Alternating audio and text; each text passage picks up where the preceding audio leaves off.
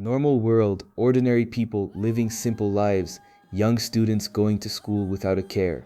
But like any world, this one hides dark secrets, and those secrets are dangerous. In Dandadan, vengeful spirits and grotesque aliens share the same stage, creating chaos where the impossible happens without warning. The supernatural and the unknown don't clash, they blend together, making the world even more dangerous. At the center of this madness is Ken Takakura, a boy obsessed with UFOs who never believed in ghosts, and Momo Ayase, who knows the spirit world all too well but despises the idea of life beyond Earth. When their paths cross, both discover they were wrong about each other, and that they are now part of a reality where curses and alien abductions are only the beginning. Absurd battles, strange powers, and encounters that border on the surreal. Ken and Momo must face forces that defy all logic while learning, with every fight, how to deal with them. On top of that, they awaken supernatural abilities. Ken awakens a power that makes him strong, but it's a curse that causes more trouble than it's worth. Let's dive into the bizarre world of Dandadan, an incredible anime that has captured the hearts of many through its story, its comic relief, and its stunning animation. But first, drop a like and a comment to boost the video and help it reach more people. And together, we can spread the word about this amazing series even further. As you can tell, this video took a lot of work, but the result was worth it, and I absolutely love making these videos. If you can hype up the video, that helps a lot. Or just leaving a comment goes a long way too. Now, let's get into the recap. Okarun is a young man who struggles to socialize, far more inclined to believe in conspiracy theories than to interact with girls. His isolated routine is suddenly broken when Momo, the most popular girl in his class, shows an unexpected interest in him, the event that sets off a series of bizarre occurrences, culminating in a ghost stealing his genitals. Momo's story, on the other hand, begins with a heated argument with a boyfriend who kept pressuring her to sleep with him. Fed up, she kicks him, but the guy, in a hypocritical move, invokes gender equality before kicking her back and ending the relationship.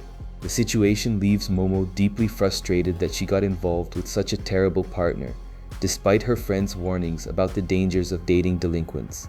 In conversation, Momo vents that her true dream is to have a muscular boyfriend just like her idol, the famous actor Ken Takakura, a dream her friends consider impossible. Later, still feeling down, Momo walks past a classroom and stumbles upon the scene of a boy being bullied. The victim was a peculiar-looking kid. She intervenes by sitting in front of him, and her mere presence drives the bullies away. However, upon noticing what he was reading and realizing it was far from ordinary, she loses interest and walks away.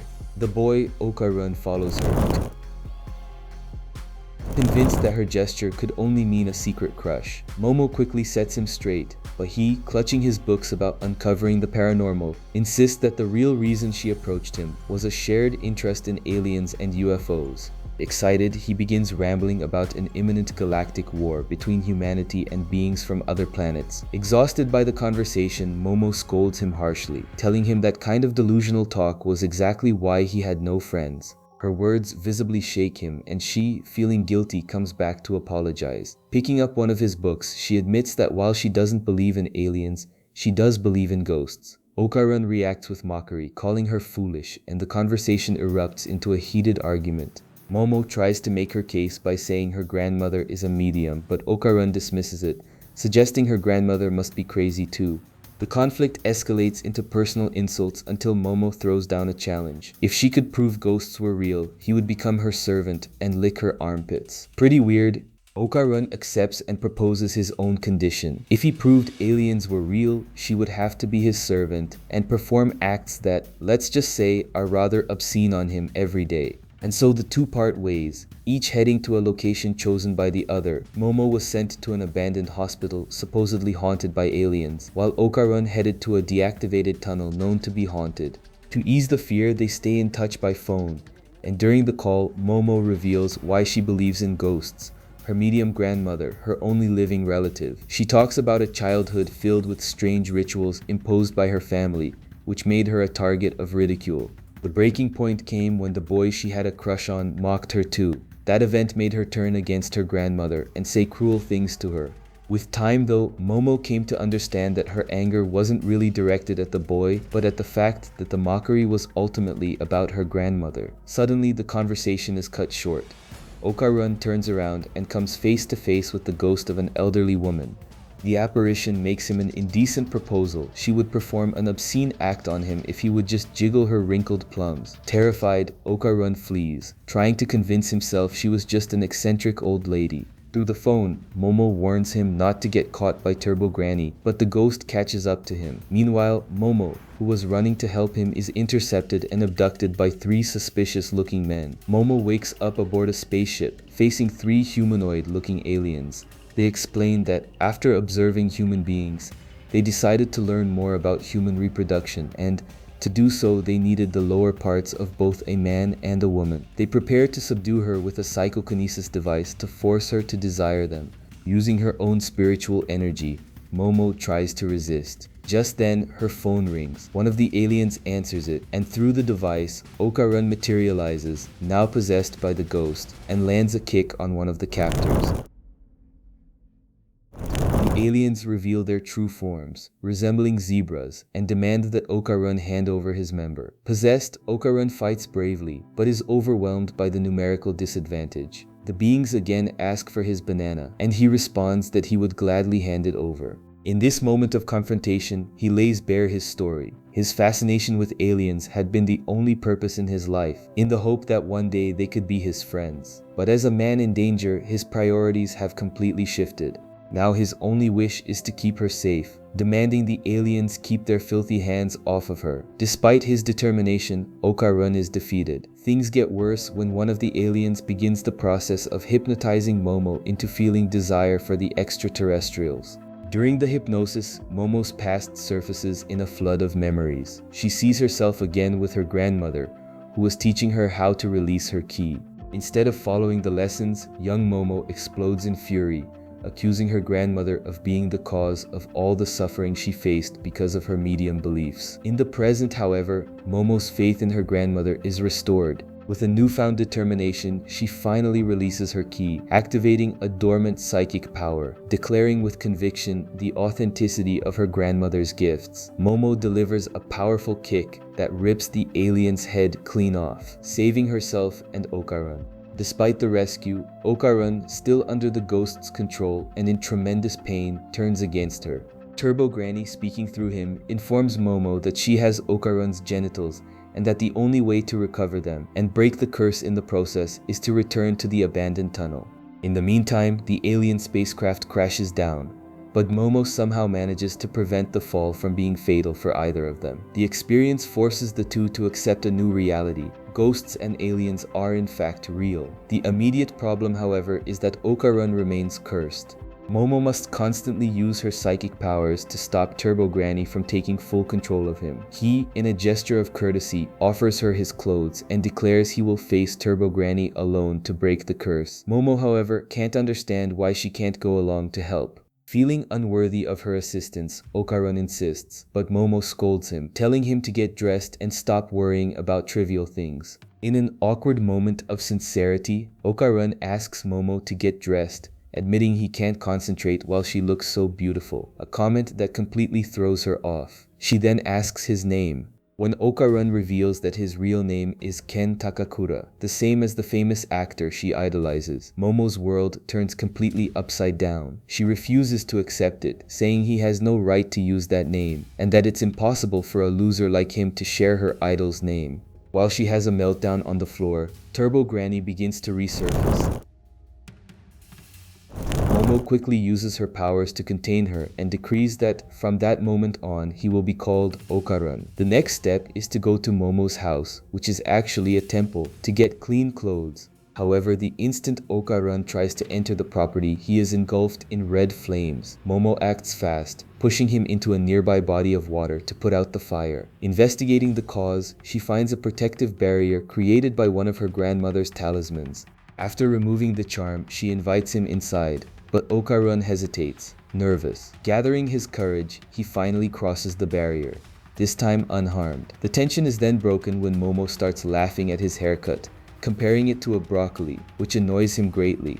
Inside the house, Momo can't find her grandmother anywhere. She takes Okarun to her room and asks him to close the door and not look while she changes. However, the moment he averts his eyes, Turbo Granny's possession begins to manifest again.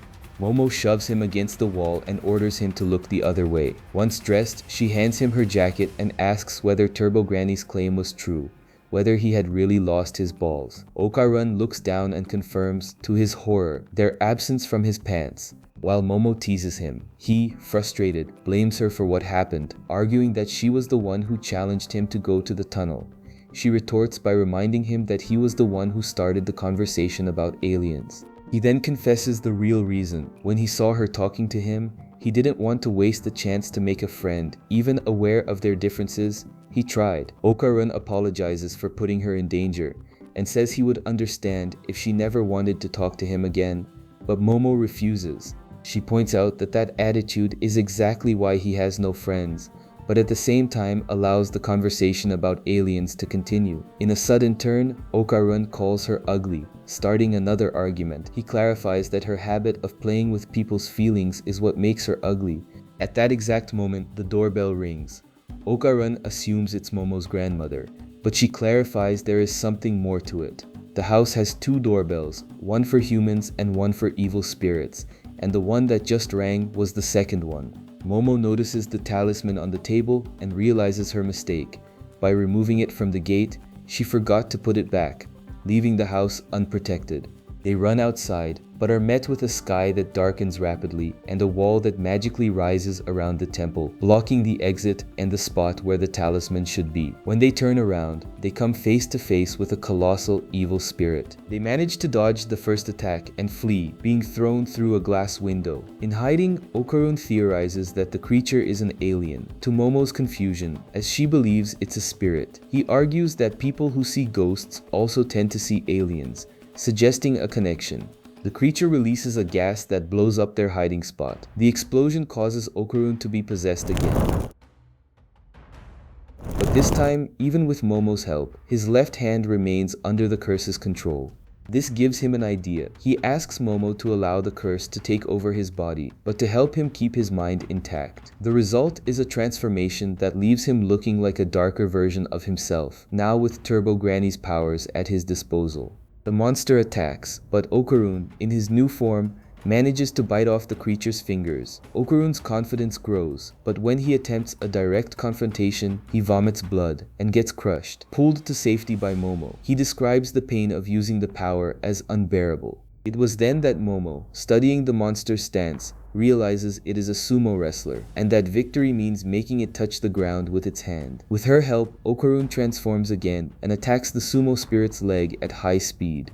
The monster loses its balance, but before falling, it grows a new leg to prop itself up. With Okarun incapacitated, the creature turns its attention to Momo, cornering her against the gate. Despite her precarious situation, Okarun tries to intervene, but Momo stops him, assuring him she has a strategy to win. She then begins to taunt the sumo spirit, hurling insults at it. The tactic works. The enraged creature intensifies its pressure against the wall. However, what seemed like a disadvantage reveals itself to be an opportunity. Being pressed so deeply against the wall, Momo realizes she is practically on the other side of the gate. With a swift movement, she pulls Okarun to her side and manages to place the talisman back in its rightful spot. The effect is immediate and devastating for the spirit, which is consumed by a purifying energy and banished back to its dimension, leaving the 2 young people safe. They celebrate the victory for a brief moment, but the effort takes its toll, and Momo, feeling exhausted, collapses. At that exact instant, with her psychic powers inactive, Turbo Granny seizes the opportunity to emerge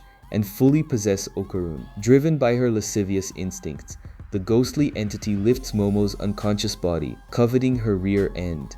However, before she can act, a figure appears from behind and stops her. It is Momo's grandmother, Seiko, a woman of surprisingly youthful appearance, who arrives wielding a baseball bat, ready to deal with evil spirits. Turbo Granny tries to use her superhuman speed to gain the upper hand, but Seiko neutralizes her with a purifying energy, trapping her inside a magic circle. Seiko explains the technique using the focus object, a nail. Inside the circle, the interior becomes a barrier. With her on the outside, the barrier forms on the exterior. Turbo Granny, trapped in that last configuration, cannot get close to Seiko, and her threats are useless. Seiko starts beating her with the baseball bat, urging her to resist. She then pulls out an oversized pencil and draws a second circle, creating a barrier outside the first. Turbo Granny tries to negotiate, arguing that the process will also hurt the human host, Okarun, but Seiko remains indifferent and simply erases the inner circle, intensifying the confinement. Later, Momo wakes up in her room. She rushes downstairs looking for Okarun, but finds Seiko in his place. Surprised to see her grandmother, Momo listens as Seiko, already aware of the events, asks if she visited a place with a high concentration of spiritual energy. Momo admits she didn't, but that a friend of hers did. When she asks where Okarun is, Seiko responds sharply that she fried the evil spirit until it was crispy bacon. The reply throws Momo into a panic, but Seiko refuses to give more details, reciting the very words Momo once used against her. "You're nothing but a fraud medium." Initially, Momo accuses her of being petty, but eventually relents. She kneels down, admitting everything her grandmother told her was true and begging forgiveness for calling her a fake. With the reconciliation, Seiko reveals that Okarun is safe in the main shrine. Momo runs there, overcome by the fear of having lost him, especially after confessing she only ever wanted to have friends, feeling deep remorse for having sent him to the tunnel. When she opens the door, however, she finds him safe and sound. Embarrassed by her own worry, she closes the door and starts scolding him for the simple fact of being alive, which leads to a brief argument. Seiko comes in to clarify the situation. As long as Okarun remains inside the shrine, Turbo Granny's curse is contained. If he leaves, the transformation will be instantaneous. Intrigued, Seiko asks why Momo cares so much about Okarun. Momo explains that her only wish is to help him recover what Turbo Granny stole, and recounts the battle against the aliens that awakened her psychic powers.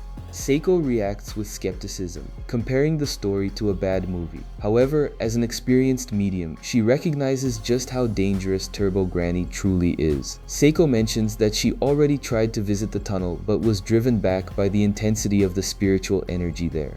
She explains that Turbo Granny has fused with a place-bound spirit, a type of entity that becomes exponentially more powerful within its own territory. Faced with Turbo Granny's overwhelming power, Seiko advises Momo to give up on Okarun, fearing for her granddaughter's safety. But Momo stands firm, declaring that just as her idol Ken Takakura saves people in his movies, she will save Okarun too. The granddaughter's determination moves Seiko, who, after a brief tease, offers a method to defeat the spirit. The only way, she says, is to challenge Turbo Granny to a game of tag, luring her outside the limits of the city. Momo finds the idea absurd, but Seiko explains that her own powers, borrowed from the local gods, only work within the city, making them useless in the tunnel, which lies on the outskirts. The task still seems impossible to Momo, but Seiko clarifies that it is Okarun who must run, meaning he would have to sprint with Momo on his back. Faced with the challenge, Seiko proposes they begin training under her supervision. Okarun must refine his control of his cursed form, while Momo must develop her psychic powers. Later, alone, Okarun apologizes to Momo for his performance in the fight against the sumo spirit, admitting he acted selfishly by not protecting her. He promises to do better next time. Momo reassures him, but he, insecure, begs her not to abandon him out of disappointment, mentioning how she closed the door in his face earlier. She assures him she is not disappointed and, to his surprise, admits he seemed pretty cool while fighting, promising to always help him when he needs it.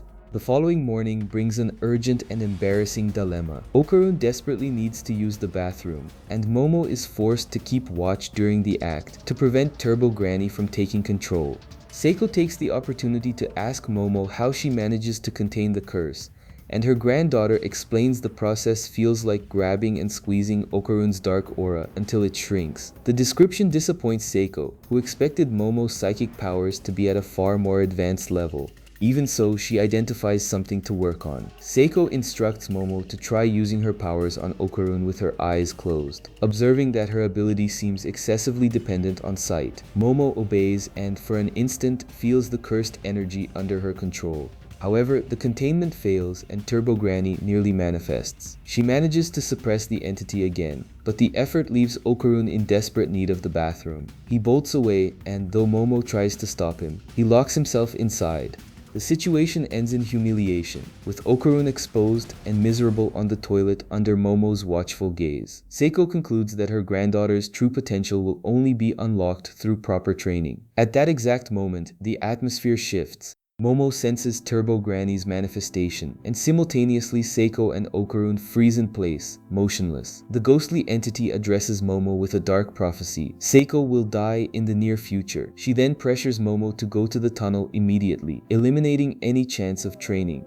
With the warning given, Turbo Granny vanishes, leaving Okarun and Seiko injured and bleeding. Upon noticing that her protective talisman has been burned, Seiko understands the urgency. She dresses Okarun and Momo in temple garments which function as shields against evil energies. Once again, she scolds her granddaughter for causing the situation, but before they depart, Seiko wraps her in a tight embrace, begging her to survive. The two set off by train while Okarun sinks into gloom. Momo is consumed by fury, determined to make Turbo Granny pay for threatening her family.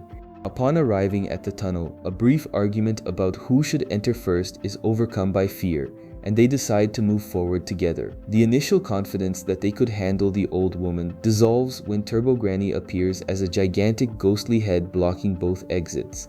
Momo's psychic attacks are easily devoured. They try to call upon the power of Okarun's curse, but to their shock, he reverts to his normal form. Turbo Granny laughs, claiming she returned Okarun's genitals in exchange for her curse. Just as they are about to be devoured, Momo recalls Seiko's advice about Turbo Granny's pride in her own speed. With that in mind, she begins to taunt her, calling her a dried-up, old, slow prune, challenging her to a race. The entity takes the bait and demands the terms. Momo proposes a game of tag, with a 10-minute head start for them. Turbo Granny accepts, but instead of 10 minutes, she counts only 10 seconds. After the countdown, she catches Momo with unsettling ease, leaving Okarun alone. She then turns to him, announcing that his 10 minutes start now, only to begin another 10-second countdown. Desperate, Okarun demands Momo's release. Faced with her relentless counting, he resorts to an extreme tactic. He bites the ghost's plums, making her scream in pain. Turbo Granny realizes the temple garments are protecting him. To get around this, she possesses him again and tears his robes off. Feeling victorious, she is caught off guard by a crushing force from within. Inside the form she is possessing, Momo uses her power to compress the entity's aura. Turbo Granny physically attacks Momo's knees, forcing her to break free. With her power, Momo manages to contain Turbo Granny's essence inside Okarun, reducing it to the form of a tiny leech. At that moment, the place-bound spirit manifests, demanding Turbo Granny's return to the tunnel. The crab-like creature pursues them. They manage to get a moment out of its sight, and Okarun asks Momo to help him transform. Once transformed, he carries Momo and launches at high speed, striking the crab spirit. However, the swaying of Momo's body becomes a distraction, causing him to lose control. They crash down, but he manages to hold onto her and land without injury. The truce is short-lived. The crab spirit lands on top of them, forcing them to continue the fight. Exhausted, Okarun says he can no longer run, but follows Momo's order, entering a hot spring resort. Inside, they dodge the creature's attacks while it tears the place apart. Cornered near a spring, Momo uses her power to break a pipe, releasing a jet of boiling water that cooks the spirit, hardening its shell and immobilizing it. When they think the danger has passed, they step outside and despair at a crowd rushing toward them. Turbo Granny reveals she has possessed the local residents to continue the pursuit. During the escape, Momo trips and falls, leaving them vulnerable. She insists that Okarun transform. Though he can't see a way out, she asks him to trust her. He takes on his monstrous form, lifts her up, and begins running at great speed with Momo on his back. She uses her psychic power to guide him through complex maneuvers, swinging between buildings like Spider-Man, and soaring through the sky. In the air, Momo spots a moving train as part of her next plan. However, Okarun's transformation breaks, and they plunge into freefall, saved at the last second when he briefly transforms to cushion the impact with the ground.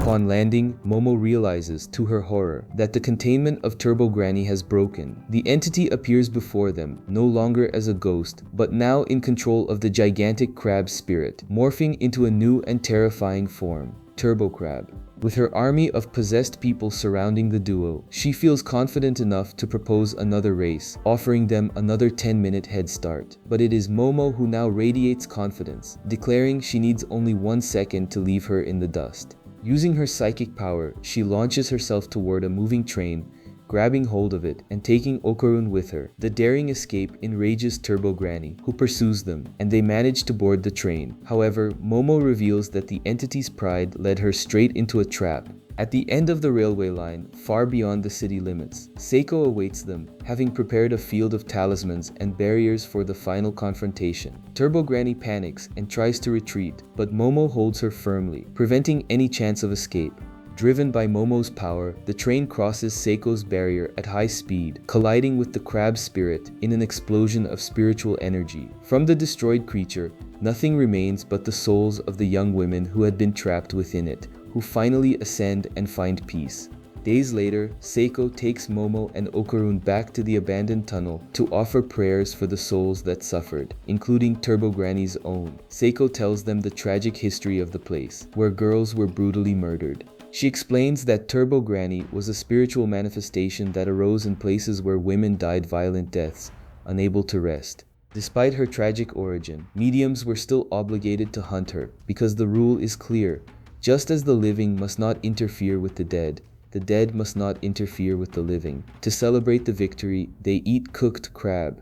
During the meal, Okarun thanks them both for helping him recover his manhood. Seiko's curiosity gets the better of her, and she demands he show the result. Okarun flees, begging for Momo's help to escape from the grandmother, but Momo is far too busy devouring her food with a voracious appetite. Later, Okarun prepares to go home and says goodbye to Momo. For a moment, the farewell feels final to them both. However, before he walks away, Momo calls out to him and says she will see him tomorrow, a simple phrase that fills Okarun with happiness at having made a new friend. The following day, he arrives at school anxiously, pondering the best way to greet her. He spots her waiting at the gate, but overwhelmed by his own insecurity, assumes she is there for someone else and walks right past her, ignoring her gaze. She intercepts him with a bump and starts a conversation about aliens, a topic she knows perfectly well will draw him in, to put him at ease as they enter the school together. When they part ways to go to their respective classrooms, Okarun's routine returns to normal, and he immediately becomes the target of mockery. He sits down and opens his books, comforting himself with the thought that he now has a friend, in his imagination, the future mother of his children. Slow down there, buddy. Meanwhile, in the classroom next door, Momo seems down. Her friends speculate that she got back together with her ex and was betrayed again, but the truth is that she simply longs to talk more with Okarun. The feeling is mutual. Throughout the entire first class, both of them fidget in their seats, eagerly waiting for lunch. When the bell rings, they both set off looking for each other. But fate seems to play a trick on them. They keep missing each other repeatedly, even passing right by one another without seeing each other. The frustration turns to dejection, and each believes the other is avoiding them. Okarun concludes that Momo finds him boring, while Momo imagines he has found other company and abandoned her. Just as they are about to give up and head back to class, they collide with each other in a hallway, and the impact results in an accidental kiss. In shock, they stare at each other, confessing how much they had been looking for one another. At that moment, Momo's friends, Miku and Muku, find them and accuse them of kissing. The two go into defense mode, with Momo calling Okarun an idiot, and him retorting that her lips are chapped. Watching the scene, Miku and Muku conclude they are perfect for each other. Later, Okarun goes to the bathroom, thinking about how to apologize to Momo, but when he looks down, he notices something is terribly wrong. Meanwhile, Momo becomes the center of attention in her classroom, with classmates rooting for her relationship with the alien-loving nerd. Suddenly, Okarun shows up begging for a word about an urgent matter. His appearance only intensifies the gossip. To Momo's embarrassment, she confronts him about the insult to her lips, and he apologizes, explaining it was just a reaction to her insult. Even so, Momo refuses to hear him out, saying she has no interest in talking to a loser, a word that hits Okarun hard.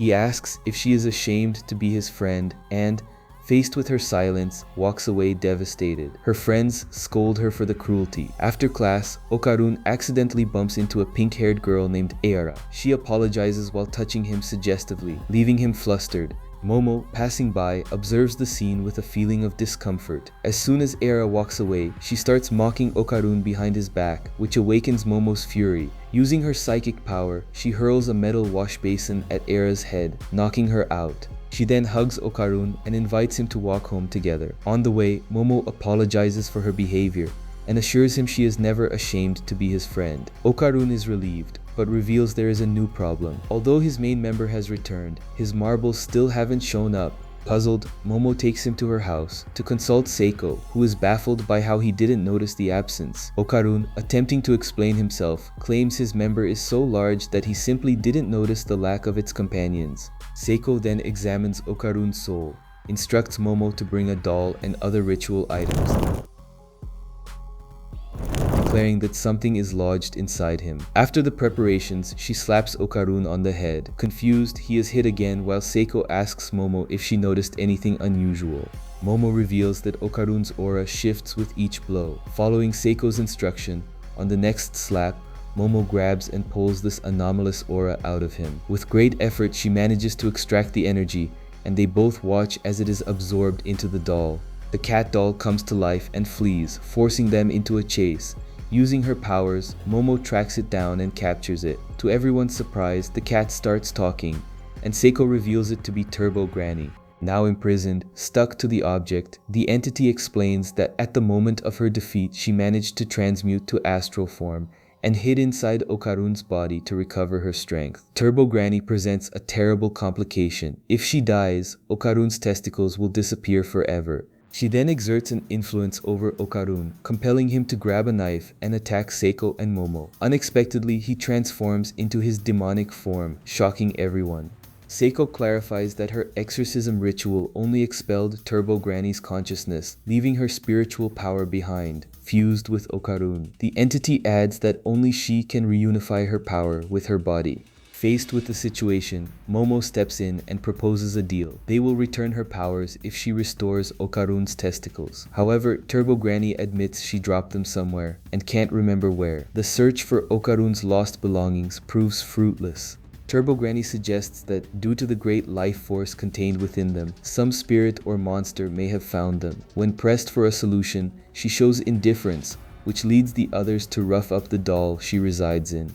Back home, Seiko warns Okarun that despite the loss, he needs to learn to control his new and dangerous powers. The following day at school, Okarun is confronted by other students about his relationship with Momo. When he denies dating her, the guys ask him to introduce her to them. It is at this moment that Okarun sees Momo's beauty in a new light, but swears to himself that he will see her only as a friend. The conversation takes an unpleasant turn when one of the guys asks if he has already tasted her, revealing the malicious rumor that brands her as common property. The offense awakens fury in Okarun, who transforms and grabs one of the guys by the collar, demanding he never speak ill of her again. The aggressor denies having started the rumor, and Okarun comes back to himself, hastily retreating to his seat. Later, Turbo Granny emerges from Okarun's backpack. He takes her outside, and she explains that Seiko allowed her to tag along, since she is powerless. Momo shows up and Turbo Granny forces the backpack to fall to plan her escape. Affected by the rumors, Okarun now sees Momo's beauty so intensely that he feels too embarrassed to look her in the eye. Confused by his behavior, Momo begins chasing him down for answers. Afterward, Momo's friend Miku informs her that Okarun defended her and tells her about the rumor going around about her. A flashback takes us back to days earlier, when one of Okarun's balls had fallen near a girl named Eira. The moment she picked it up, the train from Momo's battle passed by. leading her to believe the object was a divine gift. Now Era lives with a sense of superiority, spreading rumors about Momo, whom she believes to be a demon after seeing what appeared to be demonic wings on her back. The possession of the golden object strengthens her conviction that she is the chosen one, destined to save the world. She acquires religious items to combat Momo's supposed demonic powers, causing worry among her friends who think she is losing her mind. Back in the present, Okarun, Momo, and Turbo Granny discuss the situation. Okarun still avoids Momo's gaze. Turbo Granny reveals she has located one of the testicles, and it's with a strange girl. She explains that whoever touches the object gains the ability to see spirits, but also becomes visible to them, placing the carrier in great danger. They agree they need to find her urgently. After class, Era appears and asks to speak with Momo alone. Without fully recognizing her, Momo follows. As soon as they separate, Turbo Granny tells Okarun that Era is the girl they were looking for. Era takes Momo to an abandoned factory and ambushes her with her friends. Momo frees herself easily using her psychic power, which only reinforces Era's belief that she is a demon. Ira then pulls out the golden ball and presses it against Momo's face. Upon realizing what it is, Momo feels deep disgust at having Okarun's object pressed against her face. Okarun arrives in a panic, announcing that Ira has become a target. Almost instantly, an evil spirit attacks Ira, proclaiming itself her mommy. The entity begins rambling about how much it longed for Ira to finally see it. Okarun transforms to confront the spirit, but his attack is easily deflected. The creature continues its monologue, declaring it will not allow anyone to take Era from it. In a new charge, Okarun is captured and the spirit tries to swallow him whole. Momo uses her psychic power to save him, but with her hands still tied, she has difficulty controlling her energy. The evil spirit hurls Momo away and devours Okarun. With Era in her grasp, the creature expresses its joy, reminiscing about how long it waited for this moment and begging Era to call her mommy, as she once did in the past. But Momo rises again, interrupting the moment and provoking the spirit's rage. Turbo Granny appears and, using a stolen cell phone, identifies the adversary as a yokai known as the Silk Acrobat. Fed up, Era begins taunting the creature, calling it a scary monster. In a burst of frustration, the acrobat swallows her too. Furious, the yokai blames Momo for making her daughter disobedient and attacks her with her hair. Momo pleads for Turbo Granny to remove her restraints, but gets a every man for themselves in response. The acrobat grabs Momo and tosses her back and forth like a rag doll, moving with the grace of a dancer. Finally, she pins Momo down and demands to be called Mummy. Met with silence, the yokai swallows her. Satisfied but now alone, the acrobat begins to cry at her daughter's absence. It is then that Turbo Granny confronts her, demanding she return the children she swallowed. The ghost cat points out that the acrobat ended up eating some of her own hair. Suddenly, the yokai begins to burn from the inside. Turbo Granny then explains the clever tactic. One of Era's religious items was a lighter, which Momo used to set fire to the creature's hair from inside its stomach. The acrobat vomits everyone out, who emerge covered in slime but ready to fight back. For a moment, the yokai has a vision of a black and white world where she chases something unattainable before returning to reality. Accusing them of having stolen Era, she resumes her attack. Okarun and Momo try to flee, but the confined space prevents Okarun from using his maximum speed. The acrobat's hair attacks manage to hit Momo while the yokai keeps demanding her daughter back. Okarun manages to dodge the initial strikes but ends up being hit by a powerful kick. The creature approaches an unconscious Era, saying she no longer cares about being called mommy, but that she will eat her so they can be together forever. However, when she tries to move, the acrobat finds herself paralyzed. Momo reveals the trap. The creature's own hair attacks have pinned her against the building structure. Seizing the opportunity, Momo immobilizes her with her psychic power and orders Okarun to attack with full force. He hesitates, doubting his own ability. While he wavers, the acrobat struggles to break free. Momo scolds him, begging him to act. At the last second, Okarun transforms and delivers a devastating blow, sending the yokai flying into the neighboring building. Though exhausted and aching from the effort, he receives Momo's praise. Turbo Granny appears, expressing her disappointment in Okarun's performance, but assuring that the yokai is out of commission for a while. She then searches for the golden ball in Era's pocket and, upon finding it, coldly declares the girl is dead. Panic sets in. Momo asks Okarun to check for vital signs, and he confirms a weak pulse. Turbo Granny explains that normal humans do not survive being swallowed by a yokai. They were lucky to have powers. Momo begins chest compressions while planning to use her psychic power to restart Era's heart. At that moment, the acrobat rises, not to attack, but to lament the death of her precious Aira. She proposes a desperate solution, that they take her aura and merge it with Aira's to bring her back to life. Suspicious, Momo accuses her of simply wanting to devour Aira. To prove her sincerity, the acrobat breaks her own jaw. Turbo Granny confirms she is telling the truth. With Okarun transformed as a precaution, Momo follows the yokai's instructions and uses her psychic power to connect the two souls. In the process, she is flooded with the acrobat's memories, glimpsing her human life. The vision transports her to the past. The acrobat, a young mother, wakes up in a motel, the money earned from selling her body lying on the table. On the way home, in the rain, she stops to admire a beautiful pink ballet dress in a store window, a luxury she couldn't afford. When she arrives at her modest apartment, her daughter greets her with a hug and a radiant smile. Despite the hardships, the odd jobs, and the debts, the life of the two is full of love. She teaches her daughter ballet, works herself to exhaustion, but never fails to be present. One day she manages to buy the pink dress, a gift that her daughter wears with joy, and that represents all of her mother's sacrifices. Together they celebrate a birthday, a moment of pure happiness amid a life full of struggle. Yet the light in the acrobat's life was pursued by an unrelenting darkness. One day, unable to pay a debt, she is brutally beaten by mobsters in front of her own daughter. Seeing her mother bloodied, the girl tries to protect her, but her efforts are in vain. The criminals grab her and take her as payment for the debt. The acrobat fights with every ounce of her strength to fight back, but is overpowered, left helpless in the very room that once housed her most precious memories. Refusing to give up, she chases after them, but weakened by blood loss, she collapses, feeling the image of her daughter's warm smile slip away from her grasp. After the tragedy, the acrobat wanders aimlessly through the night, covered in blood and tears. With the memory of her daughter still alive in her heart, she performs her final dance and forces her own end. After her death, she transformed into a yokai, stripped of any memory of what she had lost. One day, however, a young Era clung to her, calling her mother. Aira's father corrected her, explaining that her real mother had gone to a better place. That encounter awakened in the acrobat a new memory of a promise to protect Aira, which led her to become the monster she is now. In the present, Aira awakens from death. Momo, shaken by the tragic vision of the acrobat's life, falls to her knees in agony. Okarun, sensing her pain, turns hostile toward the yokai, but Momo cries out for him not to touch her. The acrobat, having given her aura to Era, begins to slowly disappear, apologizing for failing to protect her. Desperate, Momo asks what will happen to her.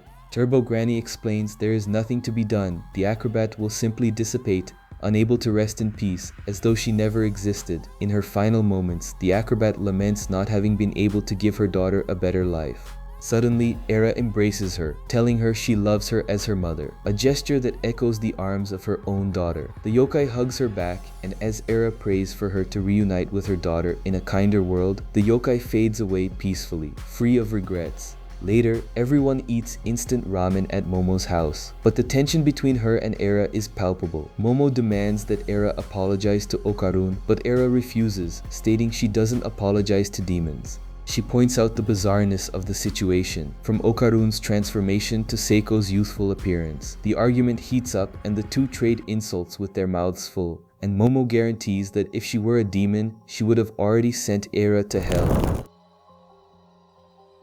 Era leaves, still convinced of her status as the chosen one, but before going, she asks Okarun why he saved her. He responds with a gallant line, which leaves her flustered. She runs home, confused by the feelings she is starting to develop for him. Meanwhile, Turbo Granny and Seiko prepare to restore Okarun's ball. Seiko positions herself with the bat, but misses the hit. Even so, the object reaches its target with precision, and with one of his balls back, everyone celebrates. The following day, Okarun and Momo discuss how to recover the second ball. When Momo suggests they research it together, Okarun repeatedly refuses, claiming to have homework. Frustrated, Momo vents to her friends, who suggest he might be seeing other girls, making her think of Era. Trying to push the thought away, she goes out to buy a drink, only to be confronted with a shocking scene. Okarun is positioned on top of Era in a compromising situation. Minutes earlier, Okarun had been focused on intense training, determined to get stronger to protect Momo.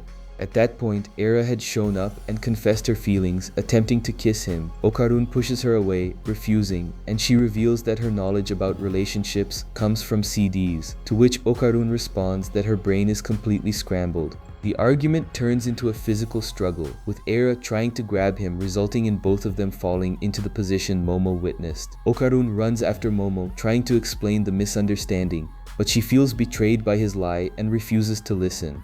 In the classroom, both are devastated, her by the betrayal and him by regret. Suddenly, the daylight goes out. Okarun finds himself alone in his classroom, his feet submerged in water. He steps out and finds Era equally confused, but his first concern is Momo. Meanwhile, Momo also wanders through the same flooded darkness when, suddenly, a massive monster resembling Godzilla looms before her. Momo tries to hide, but the slightest movement creates a ripple in the water, giving away her location. The aquatic monster emits sonar signals through the liquid, and she forces herself to stay still, sensing she is being tracked. The creature charges a beam of energy in its mouth and, with a precise movement, slices through the classroom floor. But Momo manages to escape the attack by moving to another level of the building. Elsewhere, Okarun explains to Era that the bizarre situation reminds him of the encounter with the sumo alien at Momo's house. He warns that they need to defeat the entity before their reproductive organs are stolen. At that moment, an alien with a boxer's features appears and attacks them with championship speed. But Okarun, in his cursed form, manages to save Aira. He warns her not to interfere, but ends up getting completely knocked down. Around him appear the Serpoians, the same ones who previously coveted Momo's womb. Aira tries to help, but the aliens hurl her away, leaving her unconscious. Before approaching her, they turn their attention back to Okarun, explaining that his member is special and carries incredible abilities. Okarun tries to argue it was just Turbo Granny's curse, a concept they cannot comprehend. Using their powers, the aliens tear Okarun's clothes to get what they want. While he begs them not to, an unexpected intervention saves him. Behind them, Era rises up transformed, radiating the power of the Silk Acrobat, and demands they take their hands off Okarun. He can barely believe that Era now possesses that power, while she is completely flustered by the fact that he has no clothes on. While Okarun goes off in search of clothes, Era faces the boxer in direct combat while also defending herself against the Serpo aliens. In his search, Okarun ends up caught in the crossfire and is hurled away.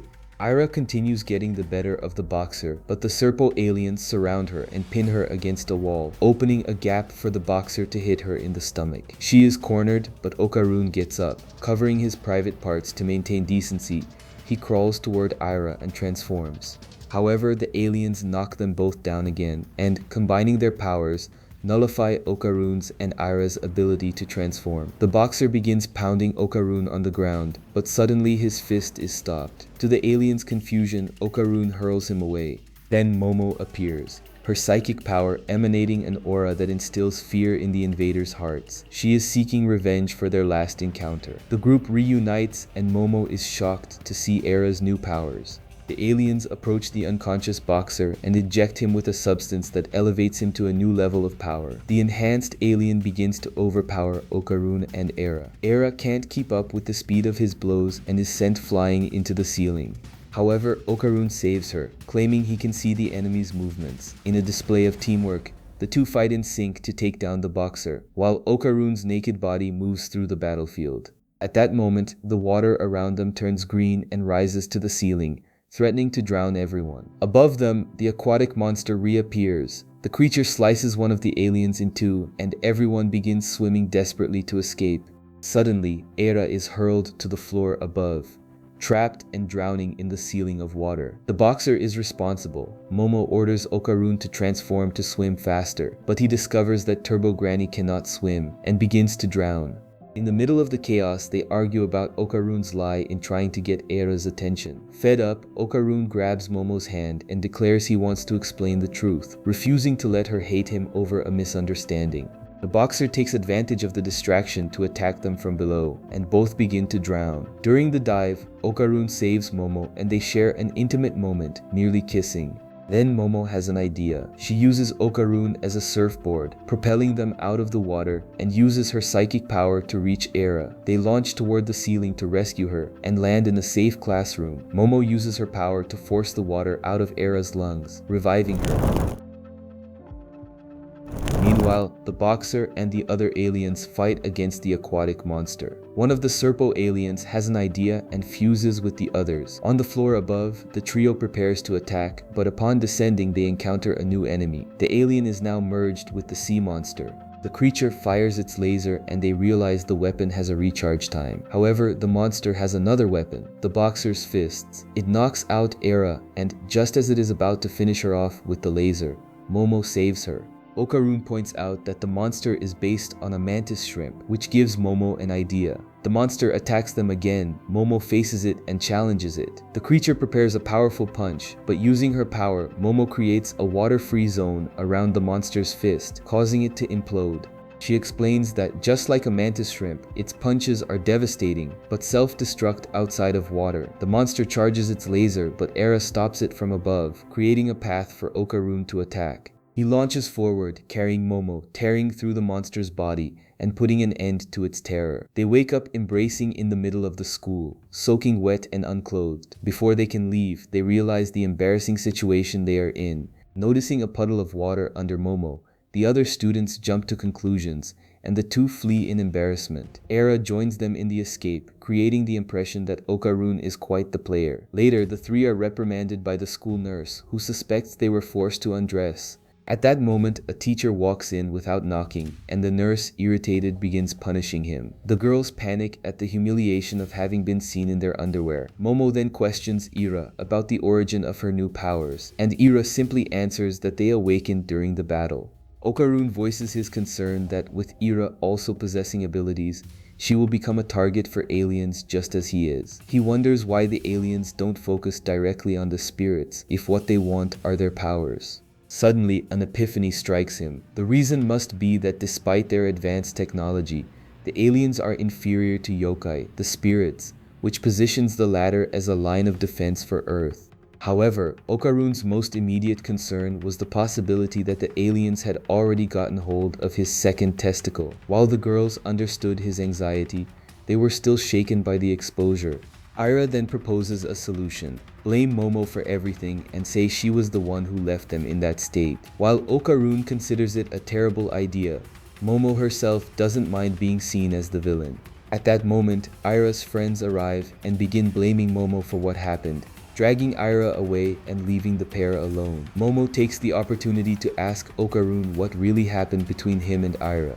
He tells her the truth about how she tried to force a kiss, resulting in the compromising scene Momo witnessed. She then asks him what he was doing there in the first place.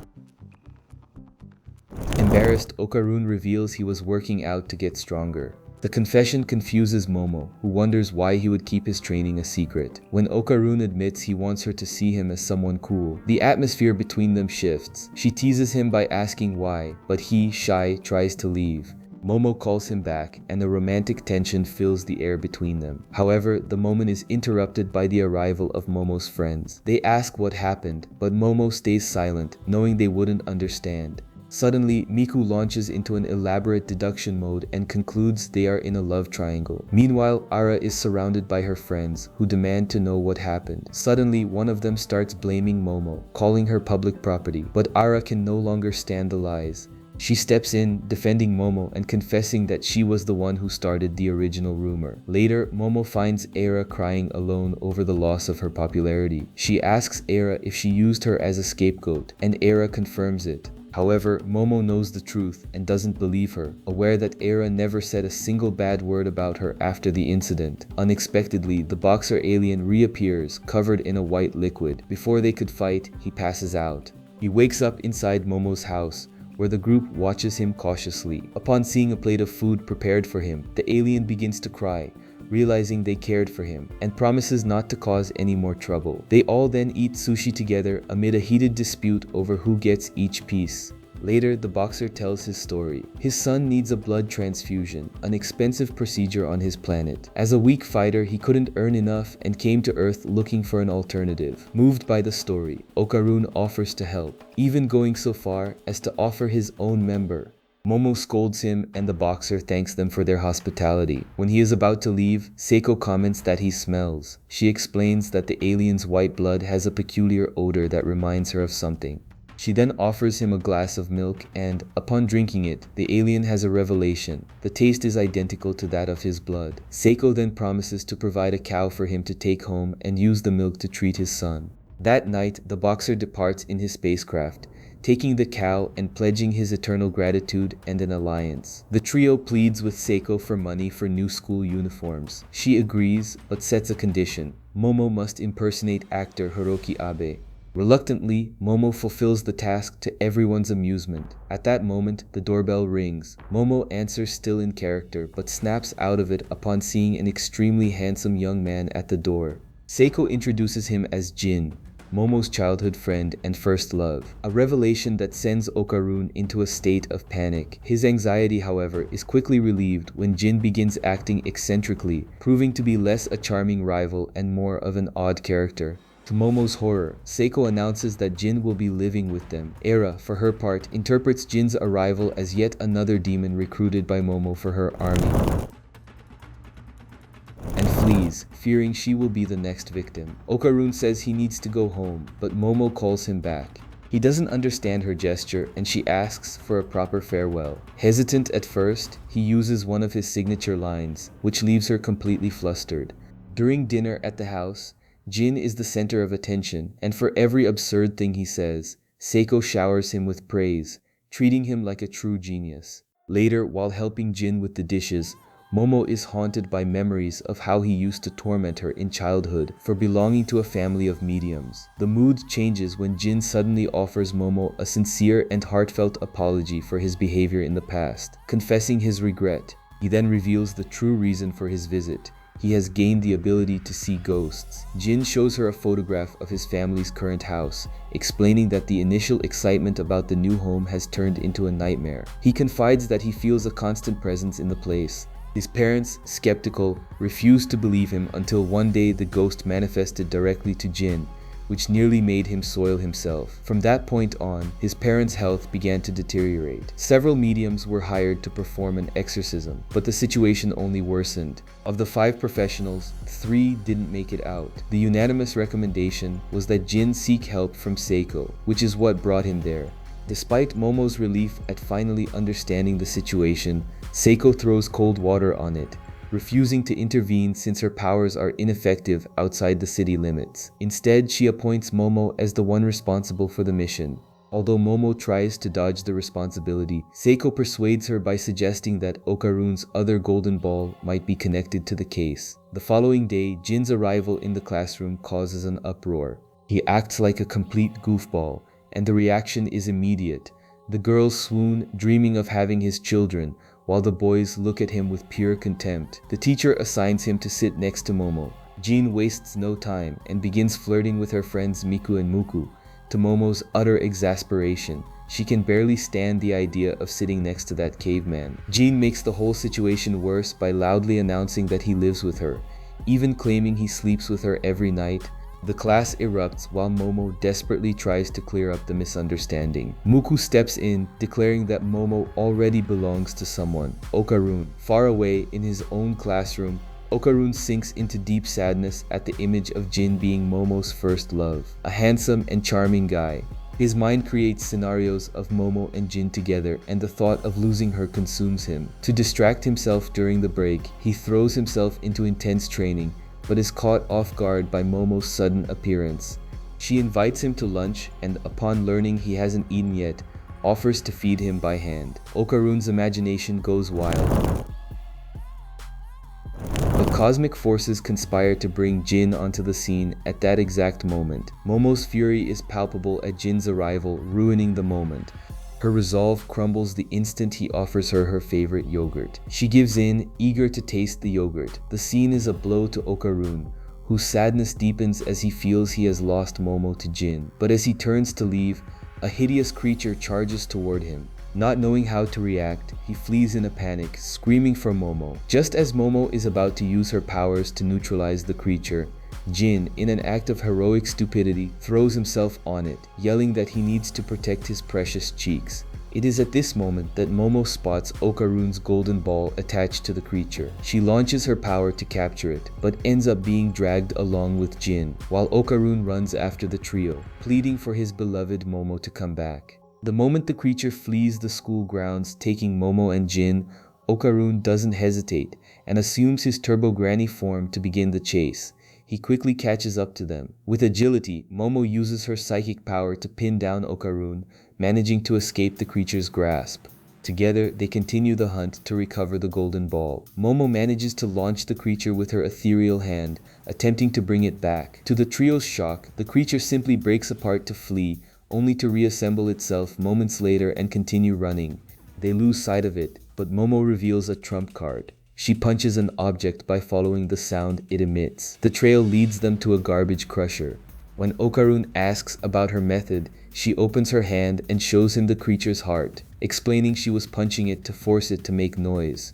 With the creature cornered and resigned to its fate, Momo reassures it with a proposal. If it returns the golden ball, they will give it back its heart. At that instant, a feminine voice echoes calling the creature's name. The creature, Taro, responds by crying out for Hana and dives into the rubble to find her. Upon finding her among the debris, Hana asks why he was looking for her. Taro declares himself, saying he did everything out of love. Okarun watches the scene played out by that flayed anatomy model and hears Taro describe how Hana transformed his life. The words echo in his mind, drawing a parallel to how Momo entered his own life. A new determination rises.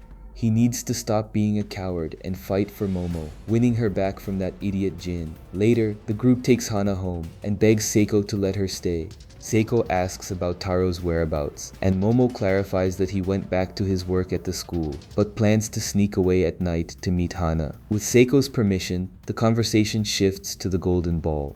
Momo reveals what they saw was only a Christmas ornament, because Okarun's real ball is still lost. During dinner preparations, Okarun feels like a complete outsider watching the growing closeness between Jin and Momo. A simple gesture of Jin removing a strand of hair from Momo's face ignites Okarun's jealousy. Inspired by Taro's passionate speech, which reminded him of something Optimus Prime would say, he decides he will not be defeated. On impulse, Okarun also moves closer and removes a strand of hair from Momo's face. Impressed by his own behavior, he declares he will no longer hold back and begins moving bizarrely around the room, trying to intimidate Jin, who instead of feeling threatened, dives into the absurdity and mimics his movements. Seiko interrupts the showdown and informs Momo that, for the mission, she will be staying at Jin's house. The news sends Okarun into a state of panic, fearing his beloved Momo will be devoured. However, Momo reassures him, explaining she is going there to deal with the demon. When Okarun asks if she will go alone, she invites him to come along and he immediately accepts. Meanwhile, at school, some students are conducting a courage test believing in the presence of ghosts. They hear a noise and, upon looking, see Taro, who scares them by jumping out through the window. He runs toward Momo's house to meet with Hana, but in a tragic twist of fate, a truck strikes him head-on. At the residence, Momo waits with Hana for Taro to arrive. She puts a scarf on Hana, promising to stay with her until he comes. The vigil stretches until the following morning. When Hana loses hope, Taro appears from behind, apologizing for the delay. Momo wakes from her sleep just in time to see the two mannequins kissing. Meanwhile, Jin spends sleepless nights in his room, tormented by the vision of the ghost haunting him. Days later, the trio boards a train headed for Jin's house. During the journey, Momo and Jin chat animatedly, leaving Okarun feeling isolated and alone. However, he is determined to recover his lost testicle. Obsessed with the thought, when Momo asks what is wrong, he shouts, "Balls!" Jin, with his eccentricity, misinterprets the situation, but Momo quickly clarifies. Tired of being left out, Okarun falls back on a familiar topic and begins talking about aliens. He shows his magazine, but to his surprise, Jin is also an enthusiast and takes over the conversation with great interest. Okarun realizes that Jin is the first person, besides Momo, with whom he has managed to connect. The moment deepens when Jin calls Okarun a friend, a gesture that confuses Okarun, but which Jin insists is sincere. Later, they arrive at their destination, the hot springs town. After a long climb up countless staircases, they finally reach Jin's family home. Okarun notices something in the forest, but before he can comment, he is called inside. Despite her thorough inspection, Momo cannot sense any spirit's presence. She theorizes that, like Turbo Granny, the entity is probably concealing its energy to avoid detection. Jin, relieved, gives Momo a shoulder massage to Okarun's jealousy. When Jin goes to get juice, Momo invites Okarun to rest beside her. Suddenly, she announces she is going to the hot spring bath. Though he tries to stop her, she goes anyway, leaving Okarun alone with Jin. The two decide to play soccer. Jin shows skill while Okarun plays clumsily, but with the intention of looking cool in Momo's eyes when she returns. Unexpectedly, Jin asks Okarun if he likes Momo. The question triggers a verbal competition between the two, each trying to outdo the other in declarations of affection for her. The dispute reaches its peak when Okarun remembers the kiss he shared with Momo, feeling like the true winner. Jin offers a handshake as a sign of truce, but uses the gesture to pin Okarun down. At that moment, Okarun notices something strange about the house, an extra wall that shouldn't be there. They investigate and discover the wall is fake. Determined to protect his parents, Jin grabs a hammer and opens a hole. When they look inside, they find a secret room completely covered in talismans meant to repel evil spirits. Meanwhile, Momo is relaxing in the hot spring bath when a group of suspicious-looking men enters the area. They approach her, introducing themselves as the alligators. The moment Momo prepares to use her powers, one of them attacks, shoving her forcefully underwater, and she begins fighting back with her powers. Suddenly, a guy grabs her and tries to drown her, but Momo fights back with her strength, striking the aggressor and causing a statue in the spring to break apart, releasing a tower of hot water. She takes advantage of the chaos to flee while the men pursue her, and a wall of the spring collapses on them, allowing Momo to gain more distance. One of the men manages to catch up to her, but another wall of the hot spring also begins to crumble, this time falling on them, but not on Momo. The people had already taken cover behind the walls, and Momo is left confused, unable to understand what was happening. She then spots Turbo Granny relaxing in the spring, as the old woman had hidden in Momo's backpack to join in on the fun. At that instant, the facility's staff shows up and Momo's pursuers change targets, going after them. It is at this moment that Momo discovers her pursuers belong to the Kito family, a clan known for causing trouble in the region. She asks Turbo Granny about Jin's house, and the granny reveals that the residence has absorbed a great deal of human blood. Meanwhile, Jin and Okarun, who had opened a hole in the wall, are completely lost and decide to wait for Momo's arrival. The doorbell rings, making them think it's her, but to everyone's surprise, it's the Kito family. They storm into the house and begin eating the snacks, as they are the property's owners, and Jin is behind on rent. Jin tries to explain why he can't stop them, which only confuses Okarun further. Jin then clarifies that after his parents were hospitalized, the Kito family forgave the debt, allowing him to continue living there. A woman from the family asks why Jin went out. He responds he was only going to get a friend. The woman confronts him, questioning whether he is telling the truth or summoning a spirit. The other women get furious and accuse him of spreading rumors, insisting there are no ghosts there. Jin tries to argue that Okarun is not a medium, but the woman pulls out a weapon to threaten him. Jin explains that pointing a weapon at someone could cause problems with the police. That is when a police officer shows up, but he sides with the Kito family and rescues the men who were chasing Momo. In gratitude, everyone thanks the officer. Someone again asks Jin why he left the house. He repeats he went to get his best friend, but no one believes him. Then the man turns to Okarun and asks what Jin's favorite soccer team is, because a true best friend would know the answer. Okarun gets it right, because they had hidden the hole in the wall with a poster of Jin's favorite team. With the right answer, everyone is convinced that Okarun is indeed Jin's best friend. One of the women asks Jin about Momo, and he tries to change the subject. She sees through the lie. Later, Momo goes to a temple, The local priest who was recording a video for YouTube shows her a tsuchinoko that looked exactly like a snake's shed skin. Momo is stunned. The priest explains that when approaching the dragon's whereabouts, a rainbow appears and the mountain's fury then floods the entire village. According to the locals, a giant snake lives in the volcano and the eruption occurs when it gets hungry. For that reason, the village worships the snake and sacrifices a child to prevent the eruption. For the last 200 years, the residents have protected their homes this way. The tsuchinoko that Momo sees dates from the time the giant snake petrified. Everyone now believes the tsuchinoko protects them from the volcano, which is why the human sacrifices were stopped. The priest tells the story but admits he is bored and says he would rather be a YouTuber. Momo then asks why he doesn't share this story online since he so desperately wants to be an influencer, a question that leaves him in shock. Momo returns to Jin's house disappointed, but also happy to see the friendship between Okarun and Jin. She enters the house and finds the Kito family, who left quite a mess. As soon as she arrives, a woman announces that all the sacrifices are gathered and that the festival can begin. Momo jumps into the fight using her powers to cause havoc, but more enemies arrive and overwhelm her. Even so, Momo doesn't give up. A man grabs her from behind and strikes her on the head, knocking her out. It is at that instant that Turbo Granny appears. The attacker is startled and falls. Momo asks Turbo Granny for help, but the old woman refuses. Momo orders everyone to leave, but the men only laugh. Suddenly, a woman attacks Momo, hurling her away. The woman is a martial arts master, easily deflecting Momo's blows. She hits her with force, sending her through the wall of the room that Jin and Okarun had broken into.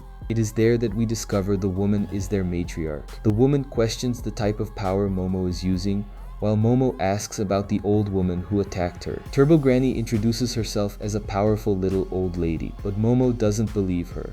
To convince her, the granny mentions Momo's grandmother, which makes her believe. Momo senses a strange smell in the air. The woman reveals that the Kito family has always protected the village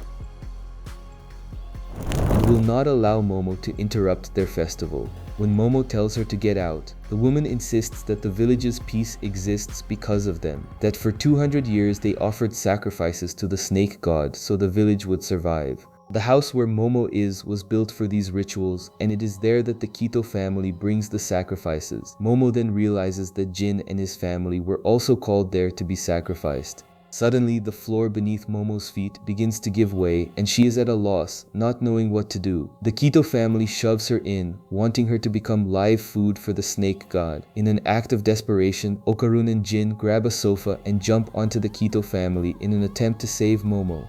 However, they all fall through a hole in the floor and end up in the basement, a place full of houses. They are completely confused. Jin, about to fall again, asks Okarun and Momo for help. Momo tries to reach him, but he slips and falls onto a snake-like monster. When the Kito family sees the creature, they worship it and ask it to eat Jin. Okarun immediately recognizes the monster as the Mongolian death worm, which eats people, but he had never seen one so gigantic. While the Kito family continues to worship the death worm, Momo tries to warn them that the creature is a real monster, but they ignore her. The deathworm devours them, and terrified, the three run to hide inside a house. As soon as they enter, Momo and Okarun feel an intense headache. The power of Turbo Granny inside Okarun goes out of control, causing him to transform and move toward Jin. Out of control, Okarun tries to harm himself. Jin tries to stop him, but Okarun attacks him. He picks up a blade to hurt himself, but Jin stops him again.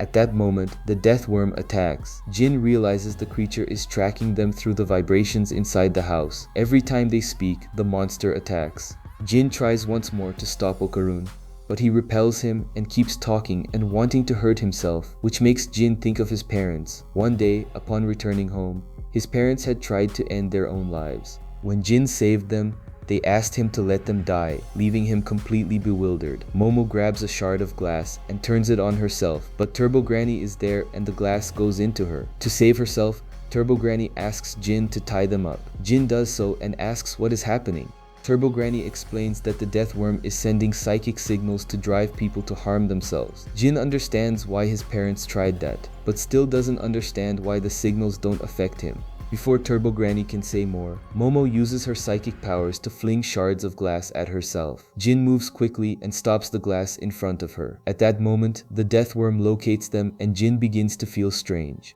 He grabs Momo, Okarun, and Turbo Granny and tries to flee, but trips over something and falls. Okarun and Momo try to jump away. The death worm appears again. Jin feels a darkness and another monster appears before him. This is the point at which Okarun and Momo come back to their senses. Turbo Granny reveals that the creature is the evil eye,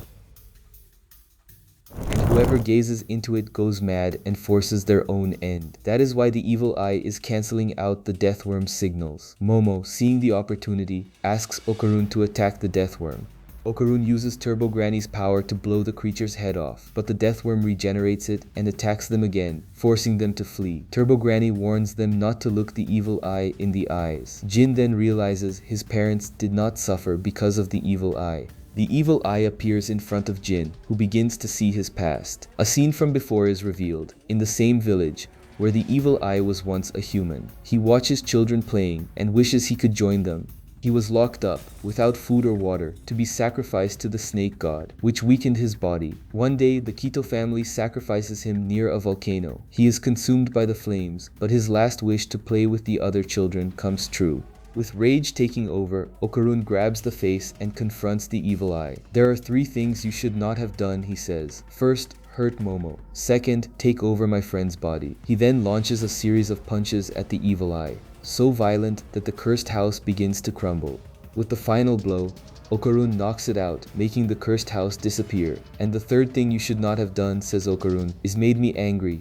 Okarun decides to leave and begins dragging Jin's body to the upper floor when he hears Turbo Granny's screams. She is still trapped on the lower floor. He goes back down to help her, but ends up falling and getting trapped too. Turbo Granny screams at him to use the power, but Okarun responds that he has already used all his strength twice and cannot transform anymore. The two begin calling for Momo to help. At that moment, the firefighters arrive to put out the fire, and the police officers question whether Momo started it. She tries to explain, but they won't listen and detain her. Momo notices the sun is almost setting and asks the firefighters to pour water on the ground, not inside the house. The police grab her to take her away, but suddenly they hear the monsters roar, and the earth begins to tremble. The Tsuchinoko emerges and everyone panics and flees. Momo realizes her plan worked. She remembers that Jin had told her earthworms come out of the ground when it rains to breathe through their skin, but they dry out on hot days. The Tsuchinoko also cannot stand sunlight and tries to hide behind the house. Momo uses her power to lift a truck and hurl it onto the creature, which in moments dries up and becomes lifeless. When checking if it is really dead, the monster stirs and vomits. From within the vomit emerge all the Kito family members who were still alive. The leader, an older woman, scolds Momo for killing the great serpent. Momo responds that it was the serpent who devoured them all, and that there is no time to lose, as she needs to rescue Okarun and Jin. The ground trembles again, like an earthquake shaking the town, and the volcano begins to erupt. The older woman points to Momo and blames her for everything. Sirens blare throughout the city, warning about the volcanic eruption and ordering an immediate evacuation. The old woman tells Momo that this is precisely why they sacrificed children to the great serpent, to protect the place. But now, with its death, all is lost, and Momo is the only one to blame. She also recites an ancient saying: "When the dragon flies into the sky, the volcano will erupt." Momo, however, thinks of something different. If earthworms can't stand the sun, why does the saying talk about a dragon flying into the sky? And she explains that the saying was not about the serpent, but about the hot springs shooting up into the air. That was the true sign of an imminent eruption, but the people had misinterpreted it. Momo takes the Tsuchinoko's body and throws it down the mountain. She then runs downhill with the furious Kito family in pursuit for having disrespected the great serpent. Momo picks up the body again and carries it to the spring that was shooting water up, inserting the back end of the Tsuchinoko into it. Now the monster's body functions like a pipe, with water shooting from its mouth. The Tsuchinoko's sticky fluid also begins to come out. The volcano's lava advances and burns everything in its path. Momo sprays water on the lava to cool it, but there is not enough water. At that, Naki Kito kicks Momo hard and the rest of the Kito family arrives. Naki says she will calm the great volcano by sacrificing Momo. Momo responds that their god, once a serpent, has now suddenly become a volcano. They all move to grab Momo, but Manjiro, the man who wanted to be a YouTuber, steps in. He explains that a week ago his master, Seiko, Momo's grandmother, called saying 3 children would be coming to the village and that he should look after them. Manjiro hadn't recognized her, thinking she was just a tourist. He starts fighting the Kito family while Momo takes the Tsuchinoko to put out the fire. Momo's strength begins to wane and a ball from the evil eye hits the Tsuchinoko, opening a hole in the creature. The evil eye then turns its attention to the Kito family for revenge. It moves to attack Naki but misses. Momo and Manjiro place themselves in front of Naki to protect him, and the evil eye says it will kill them for interfering. Momo asks the evil eye where Okarun is and what it has done with him. The evil eye responds that no one should speak except itself and that it is hungry. Momo, Manjiro, and Naki are now together. The evil eye runs toward Momo and tries to kick her, but Manjiro saves her. Naki attempts a punch that has no effect. Momo grabs it and tries to hold it, but it breaks free using its energy ball and kicks Manjiro. With her powers failing, Momo is hit by a powerful kick. At that instant, a punch lands on the evil eye's face. The one throwing it is the crab boxer, who has come to help. Momo asks about his son, but he says they will talk about that later. A UFO light turns on and Momo's grandmother, Seiko, and the doll Taro emerge from the UFO. They arrived in Mantis's ship. Seiko and Mantis join forces to fight the evil eye. Seiko signals to Taro, who runs like a freight train toward the evil eye. The monster grabs him, but Taro, being a plastic doll, breaks apart into pieces. The evil eye realizes each piece has a talisman attached. Manjiro begins reciting mantras, and Taro's pieces stick to the evil eye's body, covering it completely. The monster stops moving, and Seiko celebrates. Meanwhile, aboard the UFO, Shikishita, Mantis' son, uses a pipe to cool all the lava in the forest. Seiko scolds Manjiro for not looking after the children, but he responds that it's her fault since she only said 3 children were on the way, and he still came to help. Taro asks what he will do with his internal organs, and Seiko tells him to wrap them in aluminum foil. She then asks Momo what happened to Okarun and Turbo Granny, but realizes Momo isn't there. Momo runs to the house with Mantis, as Okarun is still trapped underground. Since her powers aren't working, Mantis punches through the rubble to clear a path. Momo sees that the hole is full of volcanic lava and goes into shock, believing Okarun has been reduced to ashes. She tells Shikishita to pour water into the hole, determined to go in. Mantis stops her, saying she will also be burned. Momo insists that she promised to save Okarun and that he must be waiting for her. Shikishita says he will not pour water into the hole because Momo doesn't need to go in. Momo tries to jump, but Mantis holds her. He realizes that Shikishita has removed all the lava using the UFO and drops it into the hole to cool it down. Momo opens the hole and finds Okarun and Turbo Granny alive. Okarun says he knew Momo would come to save them, but Turbo Granny scolds him for her taking so long. Momo confesses she had completely forgotten about Turbo Granny, and Okarun explains that had he not gone back to rescue her, he would not have survived the Tsuchinoko's vomit. Thanks to that, they avoided the lava, which never entered the room. He asks about Jin, and Momo says he managed to get out earlier. While helping Okarun out, she trips and he catches her, immediately apologizing, and Momo hugs him, happy that he survived. Back home, they try to perform a ritual to expel the evil eye's spirit from Jin's body. The ritual fails, and the evil eye says they are wasting time. After another failed attempt, they give up and go to dinner. Eira, who also came to dinner, is angry at not having been called. Momo yells at Eira, asking who invited her, and the two begin arguing. Aira asks Mantis why he and his son returned. Mantis explains that they were happy on the planet, but there was no milk for his son Shikishita. The planet was made of water, so they couldn't stay there. That is why they came back and decided to stay in this place forever. Aira starts crying, and Okarun asks how they breathe underwater. Seiko talks with Manjiro, and they cannot find a solution for Jin. They cannot bring in more people, since Jin's spiritual power is very strong, and messing with it could be dangerous. Just then, Taro, still stuck to Jin, releases a hot steam that burns Jin's mouth. Jin's voice comes out from inside Taro, and everyone is shocked, thinking he has recovered, but Seiko suspects a trick. Taro reveals Jin's face, which has truly returned to normal. Seiko throws cold water on his face and he transforms into the evil eye, threatening to kill everyone. Seiko then throws hot soup on him and he turns back into Jin. Seiko explains that cold water transforms him into the evil eye and hot water transforms him back. Momo then removes Taro's face from Jin, but the rest of the doll's body remains stuck to him, and Seiko apologizes to Jin. Had Seiko known the evil eye was nearby, she would never have let things get so complicated. Turbo Granny explains that the evil eye is a mountain spirit with divine power. Had it possessed an ordinary person, the body would not have held up. That is why it chose Jin, who has stronger spiritual energy and is its ideal vessel. The evil eye is a baby, but its power will only grow and they may not be able to contain it in the future. Seiko says that Jin will now always be in its sights. Manjiro will keep an eye on him so the evil eye does not manifest, and Jin cannot leave the city as his powers weaken outside of it. They are all in this together. To ensure Jin returns to normal, everyone will carry thermos flasks with hot water. Jin needs to be careful with cold water, whether washing his hands, drinking, or even rain, since a single drop can transform him. When Mantis prepares to leave, Momo asks where he will stay.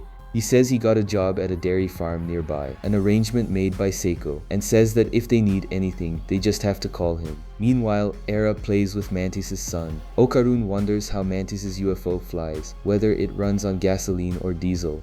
Mantis tries to explain, but they don't understand his language. Momo then asks Mantis' real name. He says it is Pinueni, but the group decides Mantis is better, and they say goodbye as he and his son leave in the UFO. The following day, everyone visits Jin's parents at the hospital. In the car, Momo and Okarun sit in the back seat and Momo deliberately places her hand on top of Okarun's, leaving both of them flustered. Jin, for his part, complains that Taro won't listen to him. Although his neck is now free, the rest of his body still remains under Taro's control.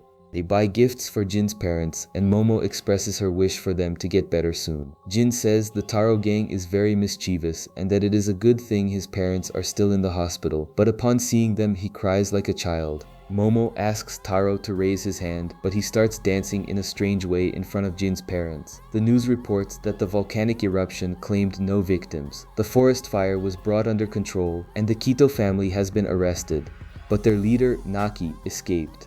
Naki appears hiding in the forest with a broken arm, lamenting that it took 200 years to grow the Tsuchinoko. Suddenly, she screams, uproots a tree, and sheds her skin, revealing she is a monster that has been disguised as a human for 200 years. She says she will not leave Momo in peace because Momo turned her into an enemy of all the monsters of the underworld. The following day, Okarun and Momo walk to school together. He asks about Jin, and Momo says that perhaps Rito Aohayashi could help him, but no one wants to deal with it.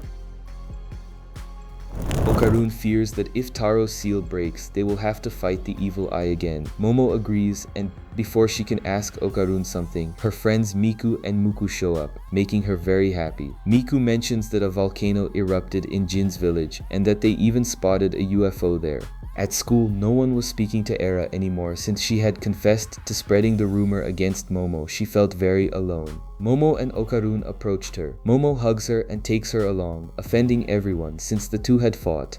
Momo proposes that Okarun and Era sleep at her house so they can keep watch over Jin and give Seiko a rest. Era is embarrassed but accepts. Momo notices Era has no friends, and Era says it is not Momo's problem since it was her own fault. Meanwhile, Seiko tells Taro to release Jin's body as the talisman's power has run out. Jin is now completely free from Taro's control. Seiko reminds them to be careful with cold water and to use only hot water. Momo, Okarun, and Era arrive from school, and Seiko hands them thermos flasks so they can use hot water in case Jin transforms. During dinner, Okarun and Jin show themselves to be good friends, and Momo and Era also grow closer. Okarun goes to pass some soy sauce to Seiko but accidentally lets a drop fall on Jin's hand. He immediately transforms into the evil eye, flipping the table and causing chaos. Era scolds him for not staying away from cold water. Momo notices Okarun got slightly hurt and he says the evil eye is getting stronger. Momo tells Seiko they need to do something or it will destroy the house. Just then, a group of 4 people shows up. Seiko warns that if they came to steal something, they had better leave. They depart but return shortly after, revealing themselves to be the Hayashi group, who have come to expel Jin's ghost, even without being invited. They prepare for a ritual with music. Seiko explains that they are not mediums and cannot see ghosts, which is an advantage. The ritual music echoes in the spirit world and is so powerful that the dead in the cemetery wake up to dance. The music also affects Jin. Momo holds him with her powers and manages to hear his thoughts. He does not want the ritual to continue because he doesn't want the evil eye to die. He only wanted to play with someone. He was locked up, dreaming of being like the other children, but now he would die again. Jin pleads for them not to kill him, promising to be more careful with cold water. Upon hearing that, Seiko extinguishes the ritual fire with a fire extinguisher, telling the Hayashi group the game is over. The evil eye is now part of her family. Eira gets irritated, saying they will now have to take care of it forever. Okarun says he will get stronger to send the evil eye back every time it manifests. Eira says his life will be in danger, but Okarun doesn't care because Jin is his friend. Momo declares she will also get stronger to fight the evil eye.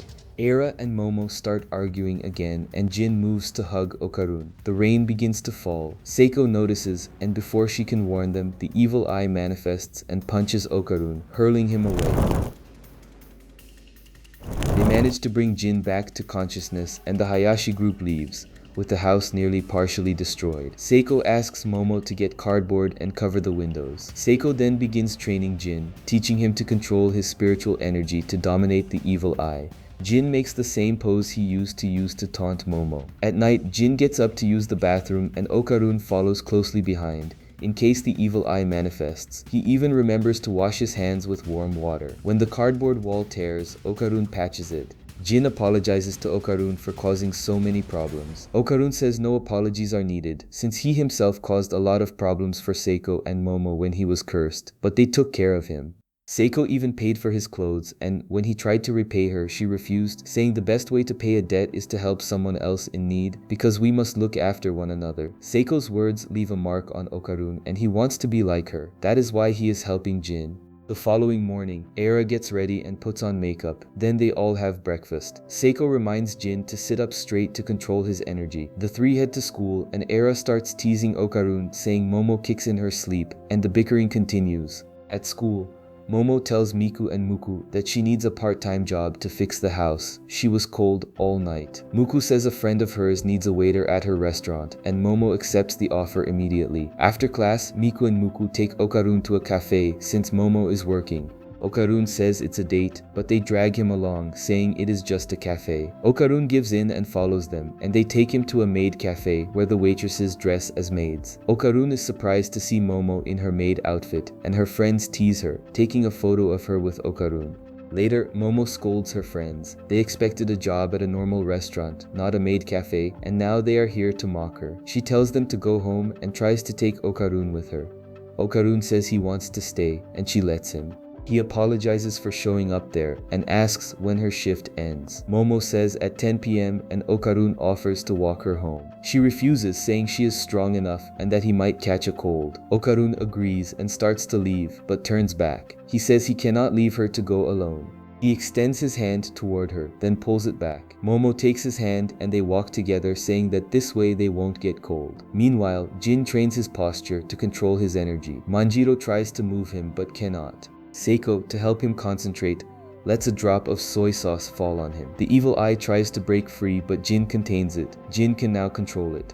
Seiko explains he still needs to avoid very cold things, but can use normal water. Momo and Okarun arrive. Seiko asks Momo why she took so long, and Momo answers she was at work. Jin and Aira run and end up colliding. Aira's iced coffee spills on Jin's face, who transforms into the evil eye. Everyone prepares to throw hot water, but the evil eye creates a cursed house barrier and pulls Momo inside.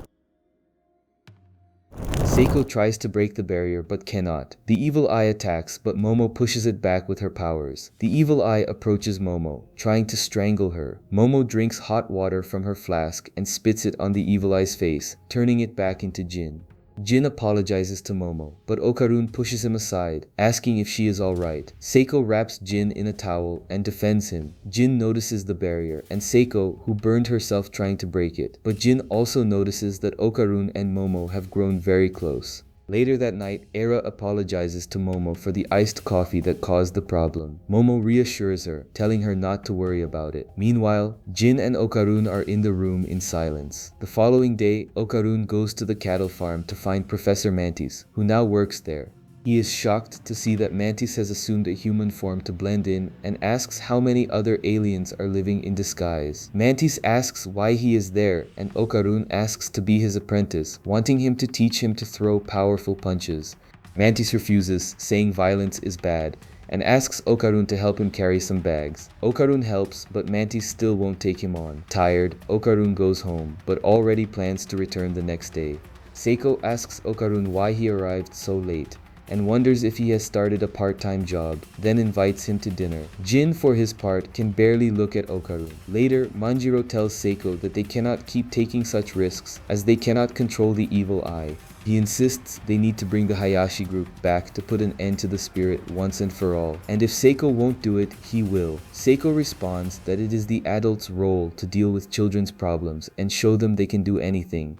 Manjiro retorts that their responsibility also includes showing reality and that things don't always work out the way we want. With that, he leaves. We see Okarun practicing his punches. Turbo Granny appears, asking if he is dancing. Okarun responds he is training to punch and beat the evil eye. Turbo Granny confronts him, asking if he wants to know how to punch or if he wants to get truly strong. The evil eye is more powerful and faster than him.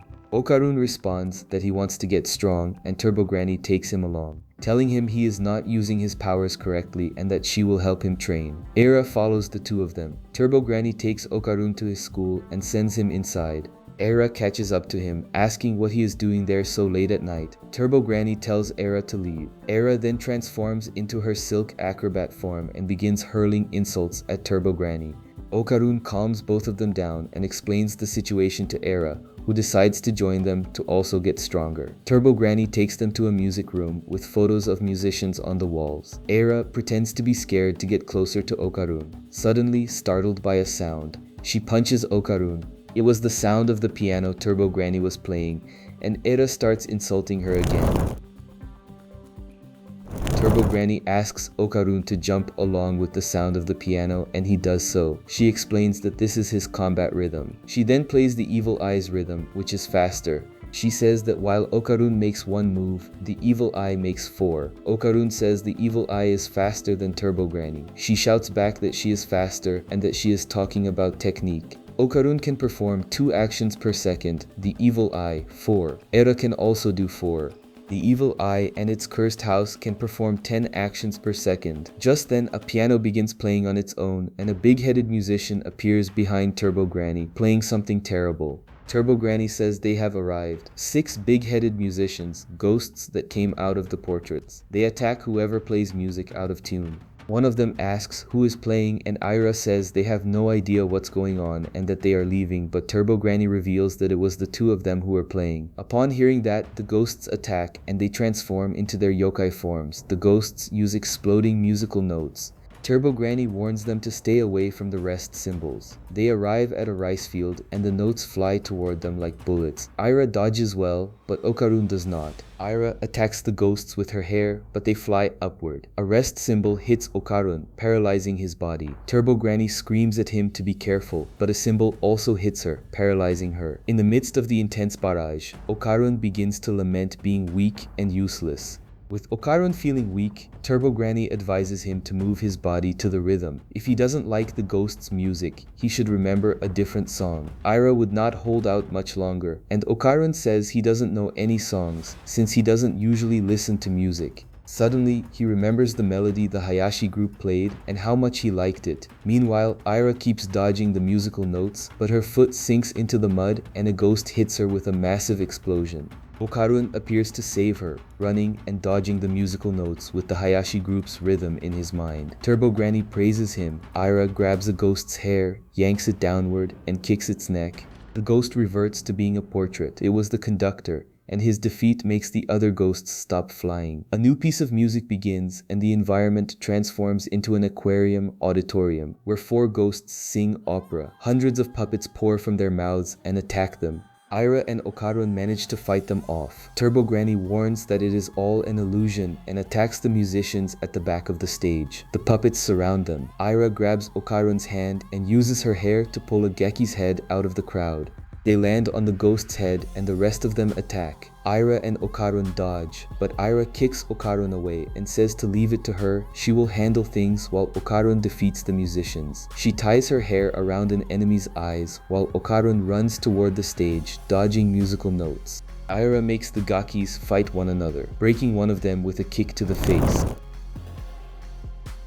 Even when knocked down, the Gakis keep singing and thousands of puppets attack Okarun. He goes at full power and runs toward the stage. Turbo Granny says he has to defeat all the ghosts at once. She explains that she can perform 5 actions at a time, so it would be easy for her. Okarun understands the hint and with a single blow defeats all 5 ghosts, who revert to portraits. The music room environment returns to normal. Okarun thanks Ira for her help, and this time she does not respond with her usual childish attitude. Turbo Granny says she is the one who deserves the thanks for teaching them both. Ira argues with Turbo Granny and Okarun thanks her for teaching them about rhythm.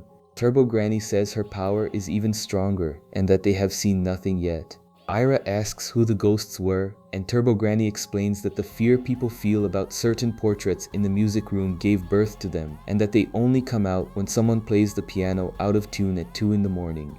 She says they can even kill and asks if they want to summon them back. Okarun and Ira decline. Ira asks how the granny knows so much about the school, and Turbo Granny jokes that she is always looking for an excuse to annoy them. She slips off the piano, pressing a key, and the ghost returns. At Momo's house, Manjiro tells Jin they need to bring the Hayashi group back to put an end to the evil eye, saying sooner or later it will break free and one of them could end up dead. Jin says nothing. Manjiro continues, saying Jin doesn't want Momo or Seiko to get hurt and that the way things are, he wouldn't even be able to stay with his parents. He concludes by saying he will perform the exorcism tomorrow, conducting the prayers in Seiko's place, and he walks out. Momo asks Seiko why she said nothing, since the evil eye is now part of the family. Seiko remains silent. They hear Okarun calling for Jin from outside. Momo asks why he is there so late. Okarun says he is going to fight the evil eye and show it who is in charge. Momo asks what has gotten into him, and Okarun says he got very angry when the evil eye hurt Momo. He transforms into Turbo Granny and Manjiro tries to calm him down, saying they have already decided to do the ritual tomorrow. But Seiko backs him up, saying Okarun is right. Ira prepares to throw cold water. Okarun asks Momo to step back and Jin says he trusts him. Ira throws water on Jin, who instantly transforms into the evil eye, and Okarun attacks. The fight begins, and thanks to his training with Turbo Granny, Okarun is far faster and giving the evil eye a real challenge. The monster tries to trap him inside its cursed house, but Okarun breaks free quickly. He goes at full power and delivers a powerful headbutt to the evil eye, sending it through Momo's house, destroying what remained of it. Okarun returns to his normal form, and the evil eye, amused, taunts him to transform and keep fighting.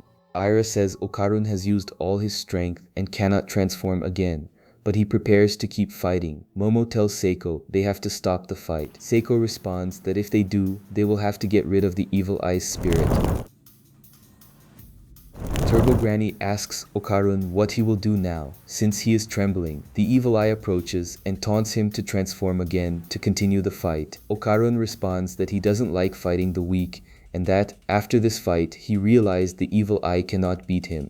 He says that if the evil eye gets stronger, he will fight again, and imposes a condition. The evil eye can only fight him and must never attack other people again. The evil eye agrees, but Okarun presses further, asking how it can be trusted since it had promised to kill all humans. With a child's stubbornness, the evil eye says it will fight him every single second. Okarun explains he needs to go to school and cannot fight every day, proposing that the fight happen only once a week, and the evil eye agrees. In a flashback, Okarun explains his plan. The evil eye is like a child that doesn't know the difference between playing and hurting. It needs a friend to play with, and Okarun will be that friend. To do so, he needs to show his strength so the evil eye will pay attention to him and not to Momo and the others. If Okarun gets stronger, he may even be able to make the evil eye his friend. Back in the present, Okarun proposes fighting every Tuesday and that the evil eye no longer hurt anyone. The evil eye takes off its underwear and says it does not agree with the terms because it wants to kill all humans. It asks Okarun to hold onto the underwear until he defeats it. Okarun accepts and they seal an agreement to fight once a week. Suddenly, Jin returns to normal. Okarun congratulates him for not having hurt anyone and says he can live a normal life. Manjiro is happy but notices everyone has their backs to him and that he is naked. The following day, Manjiro returns to his village, taking the evil eye's underwear with him. He says he will keep the cursed item safe. Momo says they will return to visit the village. Manjiro says he is not sure he can go back to being a YouTuber, but that he will definitely become a great one. He leaves, and shortly after, Jin's parents arrive to take him home. Seiko thanks the family and says she regrets not having taken better care of him, which surprises everyone. She advises Jin to keep training and to come find her if anything happens. Jin leaves with his parents. Aira and Okarun also prepare to go home. Momo thanks them and Okarun says goodbye, but Momo asks if he has nothing more to say. He grows shy. Aira butts in, arguing with Momo, and Okarun hugs both Aira and Momo, and thinks that now there is no more stress, but she remembers that the house is gone. Seiko says they will go to a bathhouse to relax. Momo and Turbo Granny are happy, and they spend the day at a hot spring. At the end of the day, Momo asks what they will do about the house. Seiko responds that they will have to rebuild it. Momo asks if she has money, and Seiko says no. They spent all the money at the bathhouse. Momo remembers she just started working, so she has no money either. Seiko says no one asked her for money, and Momo insists that Seiko shouldn't carry all the weight alone, since many people stay in her house. Seiko then responds not to underestimate her grandmother. The two arrive home and find an alien creature. They kick it away. Okarun, Aira, Mantis, and his son Shikishita appear from behind. Okarun explains he went to Mantis to ask if he could help build the house, and he introduced them to his friend Mr. Ludris. Momo apologizes to Ludris for kicking him. Mantis explains that he is a construction specialist and will build the house quickly. Seiko asks everyone to go home, but Mantis and Okarun insist on helping. Seiko agrees. Mantis brings cubes of a material called nanoskin, which can be molded to build anything and repair themselves on their own. Momo, with her power, transforms a cube into a Buddha statue, and everyone begins building the house, while Aira plays with Shikishita and Turbo Granny relaxes.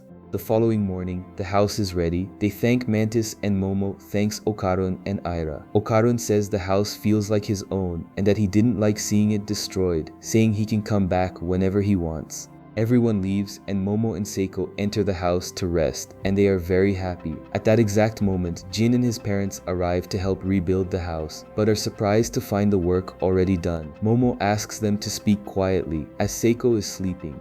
Afterward, Momo and Jin walk to school. Momo asks if the evil eye still bothers him, and Jin says the spirit manifested a few times but didn't do anything, keeping its promise about the underwear. He thinks he may have developed a connection with the spirit. Jin then asks Momo if she likes someone, which leaves her flustered. He laughs and teases her. Suddenly some girls surround Jin, as he had been absent from school for many days. One of them invites him to drink her iced soda, and as soon as he drinks it, the evil eye manifests, but his clothes don't tear, and apparently no one can see this form. The evil eye threatens the girls with death. They are frightened. Momo grabs him, thinking he is joking, and tries to bring him back to normal, but the evil eye ignores her. It sees some boys playing soccer and believes the ball is cursed, attempting to kick it. Everyone thinks Jin is joining the team. The evil eye kicks the soccer ball with such force that it sends all the boys flying. Momo tries to contain it, but can find nothing warm to calm it down. She takes it to the classroom and tries to keep it quiet. Upon seeing classmates writing in their notebooks, the evil eye also starts drawing lines in its own notebook. At lunchtime, Momo still can't find anything hot for it and teaches it to eat noodles. Later, Momo learns from Miku and Muku that strange things are happening at an apartment complex and that people have spotted a floating golden ball. She shows a photo and Momo immediately recognizes it as Okarun's ball, the one that is still missing. A flashback takes us back to the day of the accidental kiss between Momo Ayase and Okarun. The scene focuses on a young man who carries several combs in his pocket. He walks down the street singing and dancing in a strange way.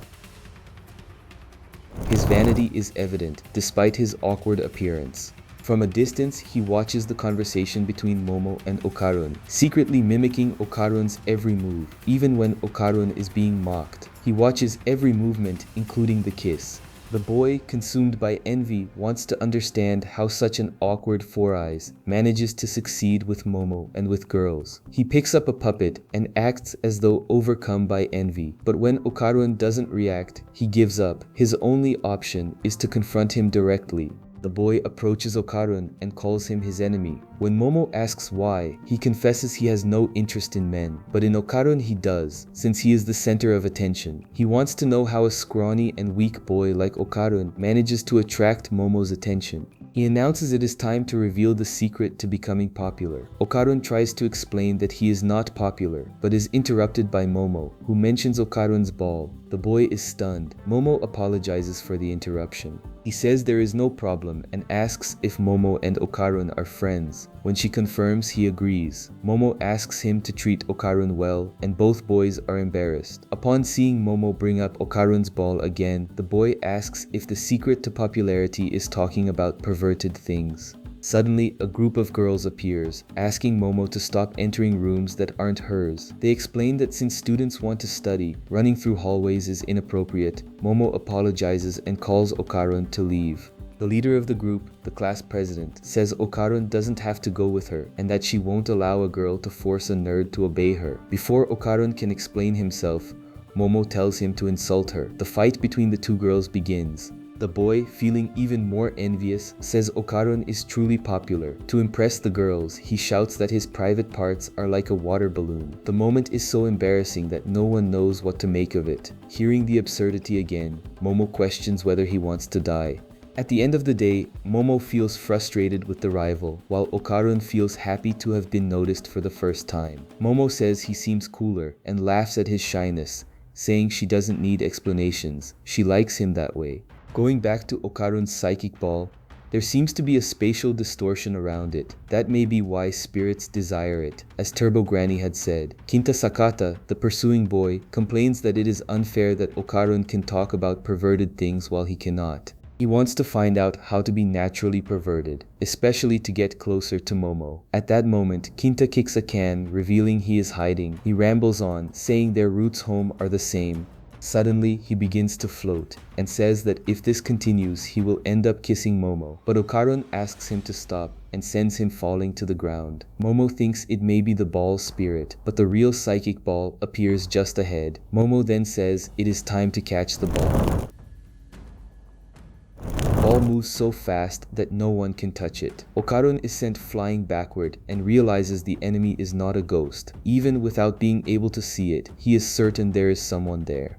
Kinta, consumed by envy, sees Okarun carrying Momo on his back, who warns him to look after her backpack if he doesn't want to die. Momo scolds him and Kinta asks why she only talks about a ball. When Momo says she lost sight of it, she is sent flying backward and Okarun takes a blow to the face. Even with kicks and punches, they cannot stop the ball, which hits back. Momo asks Okarun to climb onto her back as she has a plan. The ball sends them down, and after the fall, Okarun says he cannot breathe. He recognizes the disadvantage of facing an invisible enemy. While Momo freaks out, a loud scream surprises them. It is Kinta, who followed them again. They run to save him and arrive in time. With the ball closing in, Kinta offers to help, but then wants to know who they really are. He gets ready and runs, rolling like a ball across the ground. Momo says the effort was useless. Kinta reappears and says the ball may be using reflective projection technology. The ball keeps fleeing, blowing up walls, while Okarun chases it. A yellow light shines on Okarun's body, while one of the enemies destroys windows and the other politely rings the doorbell. When Momo gets a different angle, she finally sees the enemy's reflection.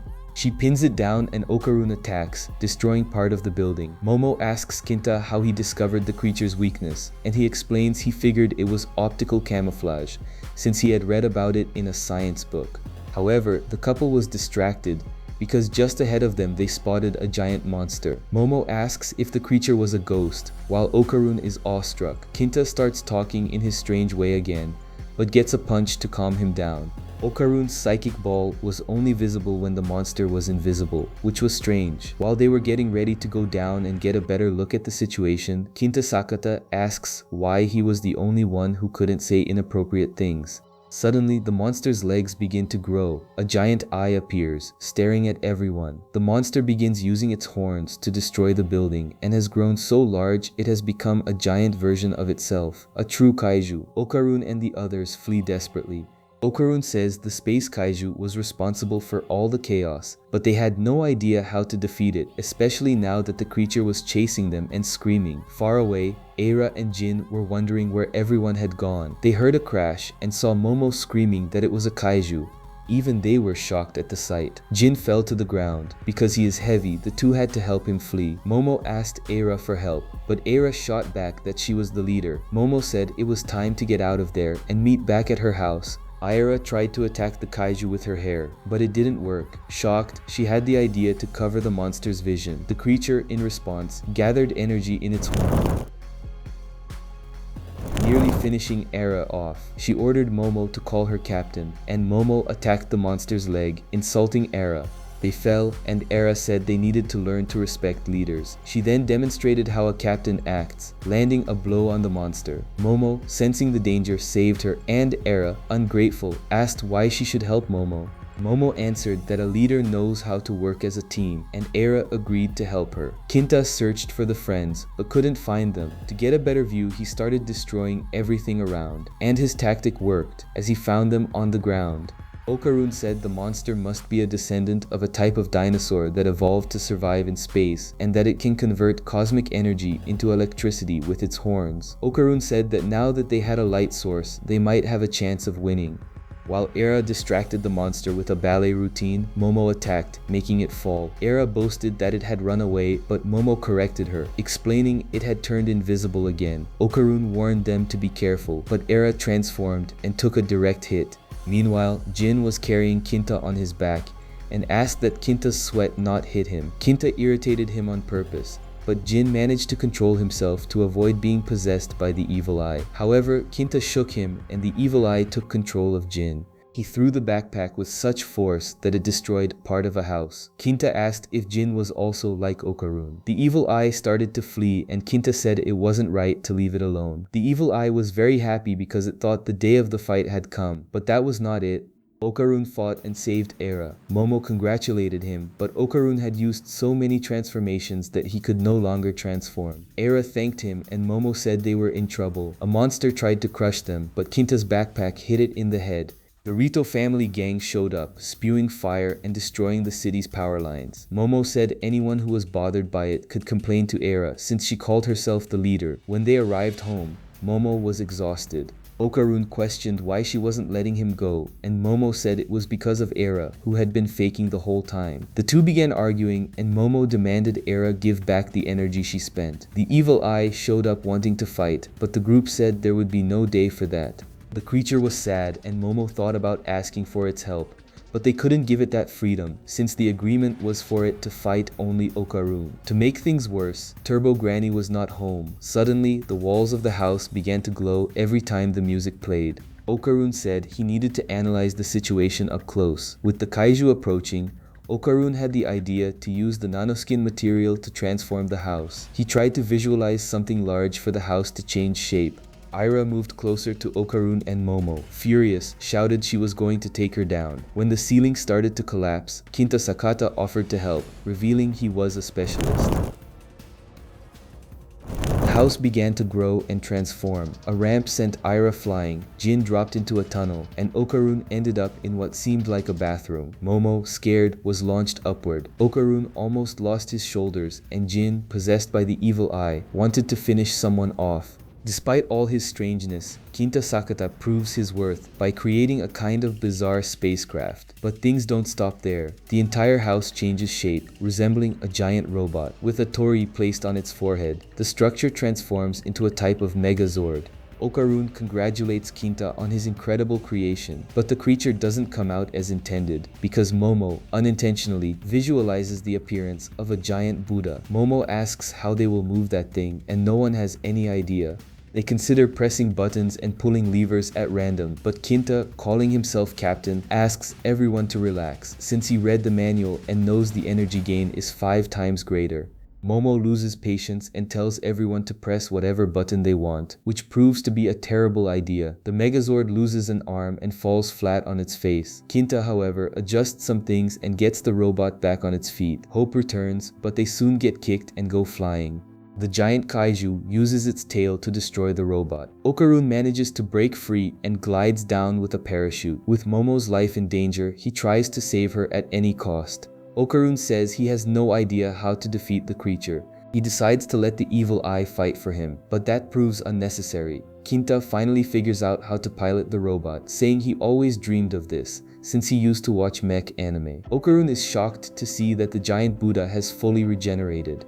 Kinta had visualized everything he had learned from anime. The fight begins. The kaiju attacks with a punch and Kinta knocks it down with a hook. The celebration is short-lived as the kaiju reappears but gets a punch to the face that sends the audience wild. Kinta uses a powerful attack that allows the Megazord to defend itself even against point-blank hits. The kaiju tears off one of the robot's arms, but uses the other to knock it down again. The fight grows balanced, with the Buddha landing blows and the kaiju taking punishment. Tired of being beaten, the kaiju attacks Kinta. At that moment, a flashback shows Kinta's childhood, when he was mocked for being a nerd. He refuses to be a punching bag again and attacks the kaiju, screaming he will never be ashamed of loving robots. After a massive battle cry, the monster disappears. Okarun wonders if Kinta won the fight. The kaiju once again attacks the Megazord with a punch. Kinta says that won't do any good, since he can create anything using the 9 cells, but the kaiju attacks, destroying the Buddha. Okarun discovers that the monster can copy the abilities of whoever it is fighting. Eira wraps the kaiju in her hair, saying she'd like to see it try to hide now. Kinta says he will handle it, but the girls scold him, saying they are sick of watching him get beaten like that. Momo, out of patience, completes the robot without needing a full regeneration. Her friends are shocked and think about fleeing. Momo says she will show how to really defeat a kaiju. She knocks it down with her power, and the kaiju is defeated. Back in reality, the residents question what happened. Kinta warns that all it takes is to visualize for the house to change shape, but the group turns into a ship and is recorded as a UFO. Kinta, with no choice, tries to put the house back in its place, but the result is not very good. While the girls feel nauseous, Kinta cries with happiness for having piloted a robot. Momo runs to throw up, and Okarun stays behind. Rumors about the existence of a kaiju spread. Okarun goes after Jin to resolve the situation, and Jin throws a tantrum, saying he doesn't want to come down. Okarun uses his intelligence to buy something hot for Jin to eat. The plan works. Although Jin wants explanations, they need to flee quickly, as a child is trying to wake the kaiju up. The two, with the monster on their backs, run faster than their pursuers. They arrive home and Jin is relieved. Kinta opens the door and says their useless selves finally showed up. Okarun praises him for building the robot, but Kinta says it was something simple for him and that he doesn't want to talk with Okarun. Okarun explains he is looking for a ball and that ghosts and aliens really do exist. Kinta is startled, but says that if the world's future depends on that ball, he is willing to help. Okarun responds he doesn't need help, but Jin says the situation is difficult, leaving Kinta at a loss. He tells Okarun to shut up and says he has not forgotten the kind of person he is. When Okarun opens the kaiju's mouth to inspect it, something startles him. Jin, afraid to look, is teased by Kinta, who asks what good it is to have a handsome guy around if he doesn't help with anything. Upon noticing a sort of zipper, Okarun opens the kaiju to check and finds a girl inside.